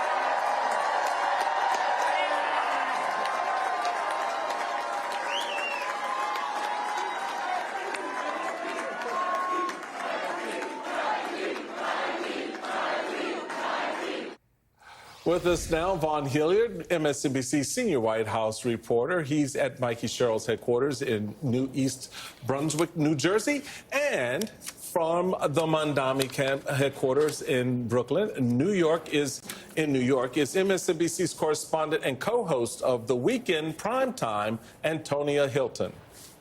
Antonia, it's our understanding that the party is clearing out where you are a little bit. Talk to us about what you heard at this victory party tonight. And I was very struck by the interview you did earlier with Congresswoman Alexandria Ocasio-Cortez. She talked about Democrats needing to understand this moment and what it takes to, as she, in her words, fight fascism. And I'm wondering if you heard that echoed from anyone else there tonight. Oh, Simone, absolutely. It is closing time, but I'll tell you, we can still hear in some corners of the venue that the party for some is still going on, especially campaign staffers, the young people who really powered the Mamdani movement here in the city. Some of them are taking their time clearing out of this building. But look, that message that you heard from AOC earlier has absolutely been echoed, not just by, the supporters, the campaign workers who were here to be part of the celebration tonight, but as I visited different polling locations throughout Brooklyn today, I spoke to voters who were young, some of the young men, for example, who this campaign really reached, touched, energized in ways that we just haven't seen in past election cycles. I mean, able to reach some voters who were not energized just in the past presidential election.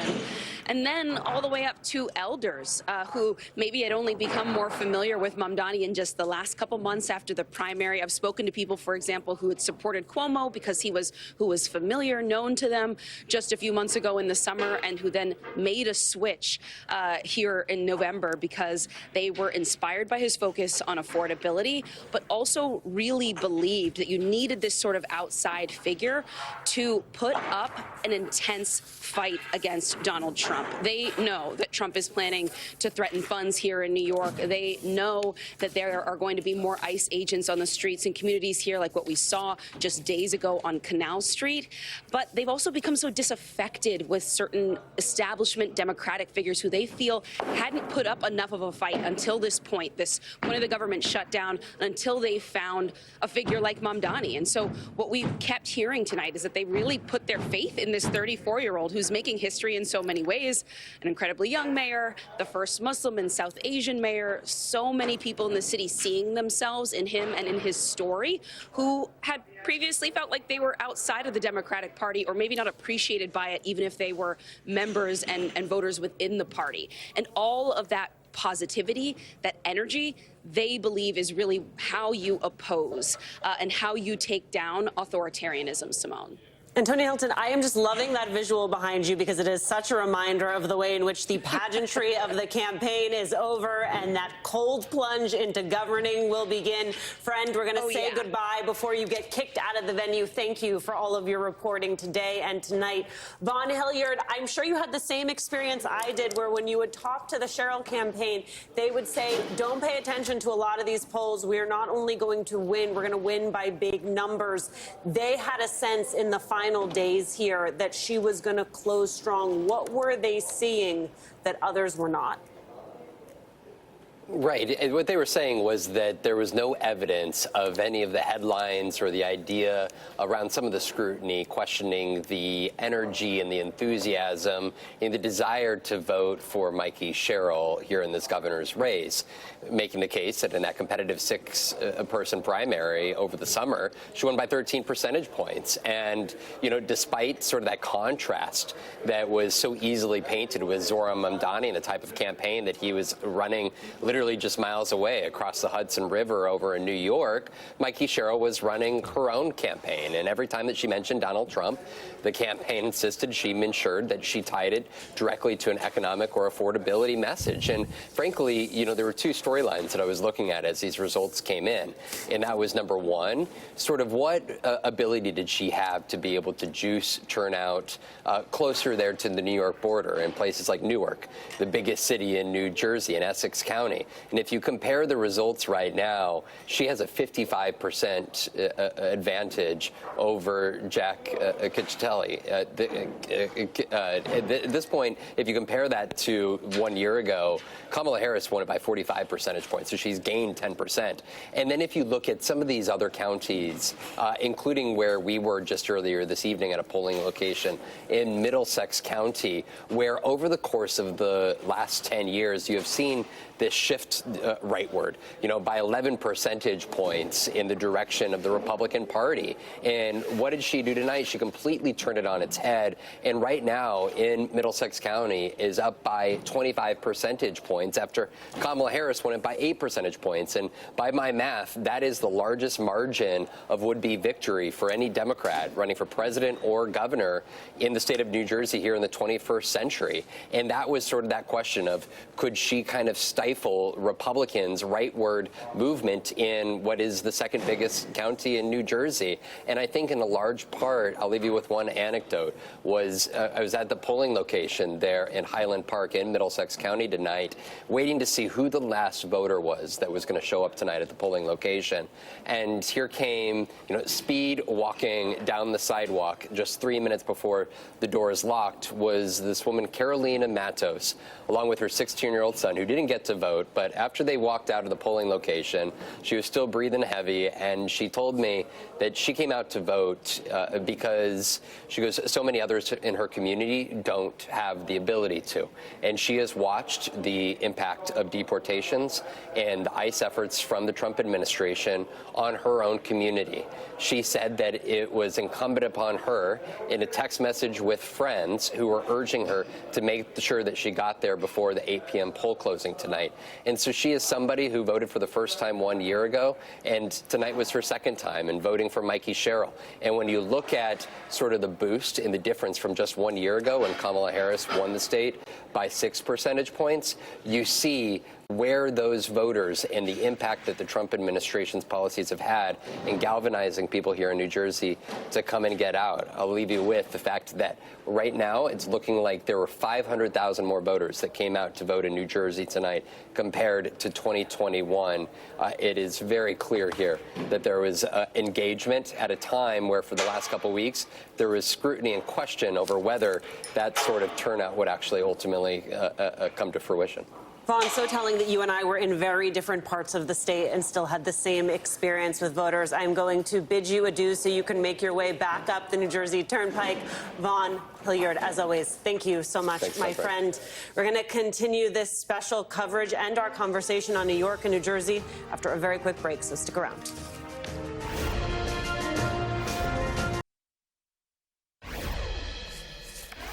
Tonight, 34-year-old state assemblyman Zohran Mamdani toppled a New York political dynasty, becoming the first New York City mayoral candidate since 1969 to earn more than 1 million votes. Here's Mamdani speaking at his victory party tonight. Let us speak now with clarity and conviction that cannot be misunderstood about what this new age will deliver and for whom. This will be an age where New Yorkers expect from their leaders a bold vision of what we will achieve, rather than a list of excuses for what we are too timid to attempt. Joining us now, Democratic strategist and MSNBC political analyst Basil Smikle, and John McCarthy, former Biden senior advisor for political engagement. He spent some time at Mikey Sherrill's headquarters tonight, where he was interviewed on local TV. Local TV. So tune in for both of us. Oh, my goodness. Ken, on the mayor-elect, Mamdani, he had a part of his speech tonight where he said, tonight we have spoken in a clear voice. Hope is alive. We cast our ballots alone, but we chose hope together. I thought it was a very uplifting speech, but that regularly went back to how he got elected in the first place. I heard more about rent in this speech than I had heard from any other candidate ever in a election victory speech. Wondering what your takeaway is. Affordability is top of mind for so many voters, and we've seen that across the country. I mean, you have a lot of young voters in New York that are spending more than we're supposed to spend 30% of your rent on, 30% of your income on rent, spending 50 to 75% of their income on rent.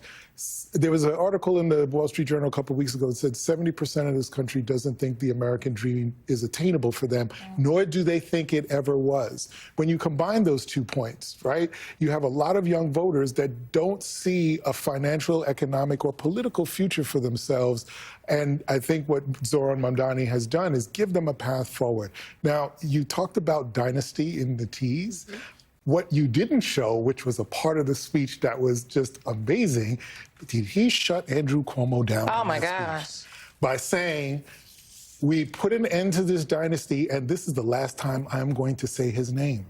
Now, that was not just a very sharp moment rhetorically, but as we were talking earlier, it is closing the door on the past and trying to chart a future of the Democratic Party, not just New York, but for the party moving forward, about the kinds of issues that voters and electeds need to pay attention to, the kinds of electeds they need to recruit to run for office, and basically just a refutation of the establishment in general. So on that point, John, because I think Basil, strikes an important chord there with the way the storyline comes out and the closing of one door, the opening of another into the future.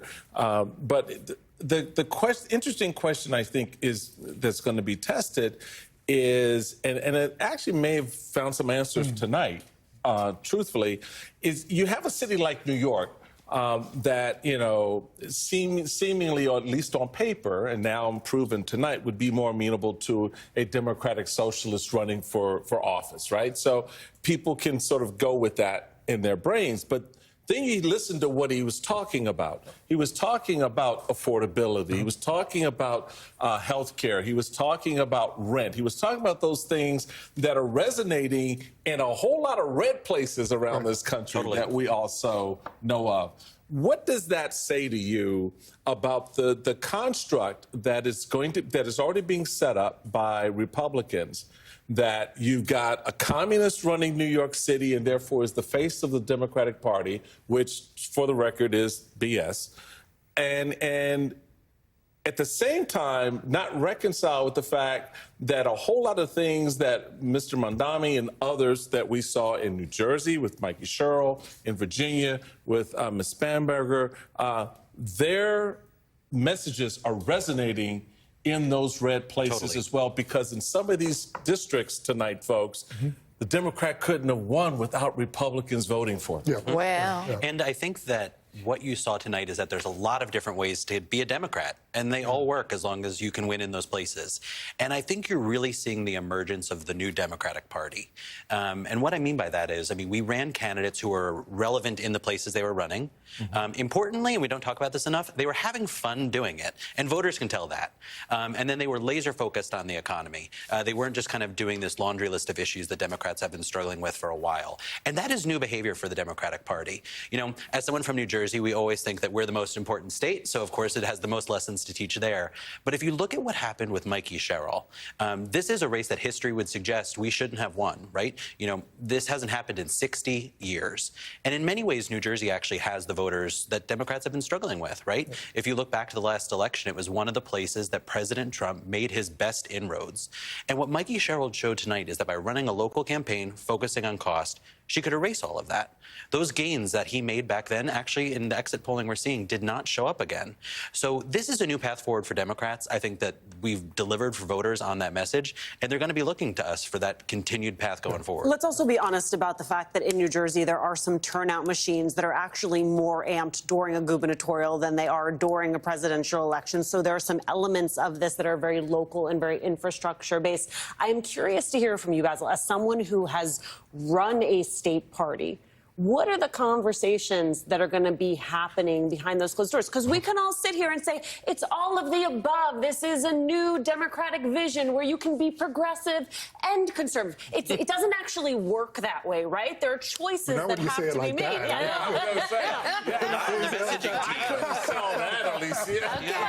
they don't clip you for the Democratic leadership meeting and say, don't say that. But I'm trying to cut through the fact that there is, there is a little bit of a reality here that we are skating past, which is this isn't easy, and there are decisions that are going to have to be made about investments. Well, as someone who's made those decisions, what does it look like? Well, going back to speeches, just think about Andrew Cuomo's speech, because he leaned into a lot of the stuff he'd been saying at the end of his campaign, and essentially it was very doom and gloom. So make no mistake about it.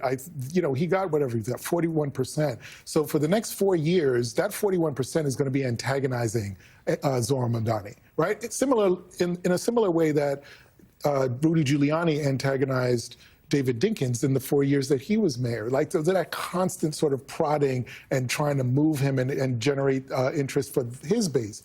So you're going to see that, and you're going to see it largely from Donald Trump. So this movement from campaigning to governing is going to be really critical. As actually Mario Cuomo said, you campaign in poetry but govern in prose, and that's what he's really going to have to do. Pick really good people, really smart people, and get some really early wins. And just a very quick point, because I heard you all talking in the last hour or so about the difference between, a couple of years ago and now.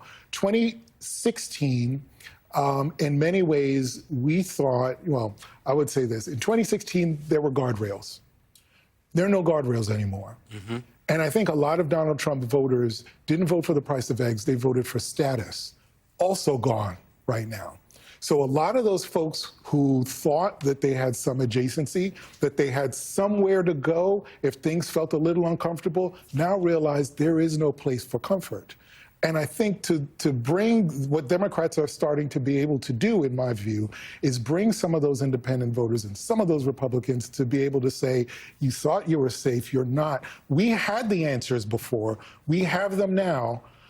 Let's talk. And can I say on that point, winning matters. Yes. Right? I mean, for the last couple months, we've been having this conversation in the abstract, but now we're actually able to show voters, this is where the country is. Yep. People are with our vision. Come along with us. And it's not just something that's happening in the Harvard faculty lounge. This is something now that's actually playing out in people's lives. Yep. So, I mean, that's why this election, in my mind, kind of, matters the most. It's, going to give these people an opportunity to sit and say, I can finally be brave. You look at people like Gavin Newsom, who's showing Democrats how they can use every tool at their disposal to fight back. That's a different posture than the old Democratic Party you knew. It is a very different posture, and I think people are seeing the lessons in real time. I guess for me, I think tonight was a culmination of many different races that we have seen throughout the course of this year, because there have been a lot of special elections. And in every single special election that has been run since 2024, Democrats have either won or exceeded expectations. In Florida, remember, they made all those gains in the special election. They didn't win in Florida, but a county that was 10+ Republican for Trump, Democrats cut into that. They flipped seats in the state legislature in Pennsylvania. There's a Democratic mayor of Omaha, Nebraska, who unseated a 3-term Republican incumbent. And so tonight, I think it's a continuation of the story that was already unfolding, and now we have much larger data sets. I also think, though, that there are warning signs. And speaking to people in the difference, I think the big difference between New Jersey and Virginia is that the Virginia didn't necessarily struggle with the investments that the New Jersey operation struggled with for a number of reasons. I heard from folks, one, because Mikey Sherrill, she had never had to run statewide before, so the donors didn't know her. So she kind of struggled to raise money at first. But also, that the money that was raised, it didn't necessarily go all the places where it might go initially. But there were deep investments. More than more than $500,000 was invested in August in African American turnout. And that infrastructure, that money made a difference to the organizers to be able to do their jobs and deliver some record turnout numbers. Oh, sorry, Chairman. I was going to say, I'm not just saying this to suck up to you, but being a party chair is like the hardest job in the world. It is thankless. Thank you. And the points that you were just making, Simone, right? The DNC staff and the chairman deserve some credit here, right? Yeah. You know, people have been complaining about Ken Martin and the DNC for months now, but the investments you just talked about were conscious decisions made by party leadership. He has made record investments in state parties, all 50 states, including a red state fund that is funding places for Democrats to build out their bench. And on top of that, like, you know, he showed up in all of these states. He's been to 33 states, I think, in the last, 6 months. So, like, that kind of leadership from a party chairman really matters and is making a difference. We have Ken Martin tomorrow. Well, Tune in. This Early preview. Tune in. I was going to say to Simone's point, and thank you, John, for always got complimenting him anytime you want. Rightfully so. Let me get the King's fan out. Tonight's a little bit reflective for me too, because 2009, I was where Ken Martin is, and no one believed what I could do then and what Ken could do tonight. A lot of noise, a lot of complaints, but when you put your nose to the grindstone, it's an old term, Simone, and you pay attention to the mission, you can accomplish not just the mission, but stuff you didn't even plan to do right then. That's right. I mean, because some of the benefits that we saw a year later were born out of what happened in 2009. And what Democrats, I hope, and this is the question point to you, sir, the Democrats, I hope, understand that the benefits that they're going to realize next year began tonight. Very much to your point. The investments that were made that nobody saw or everybody complained about, wasn't enough, came too late.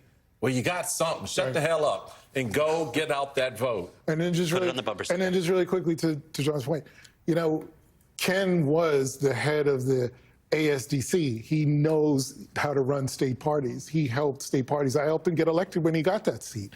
And so we understood the importance of generating that infrastructure financially, politically from the ground up.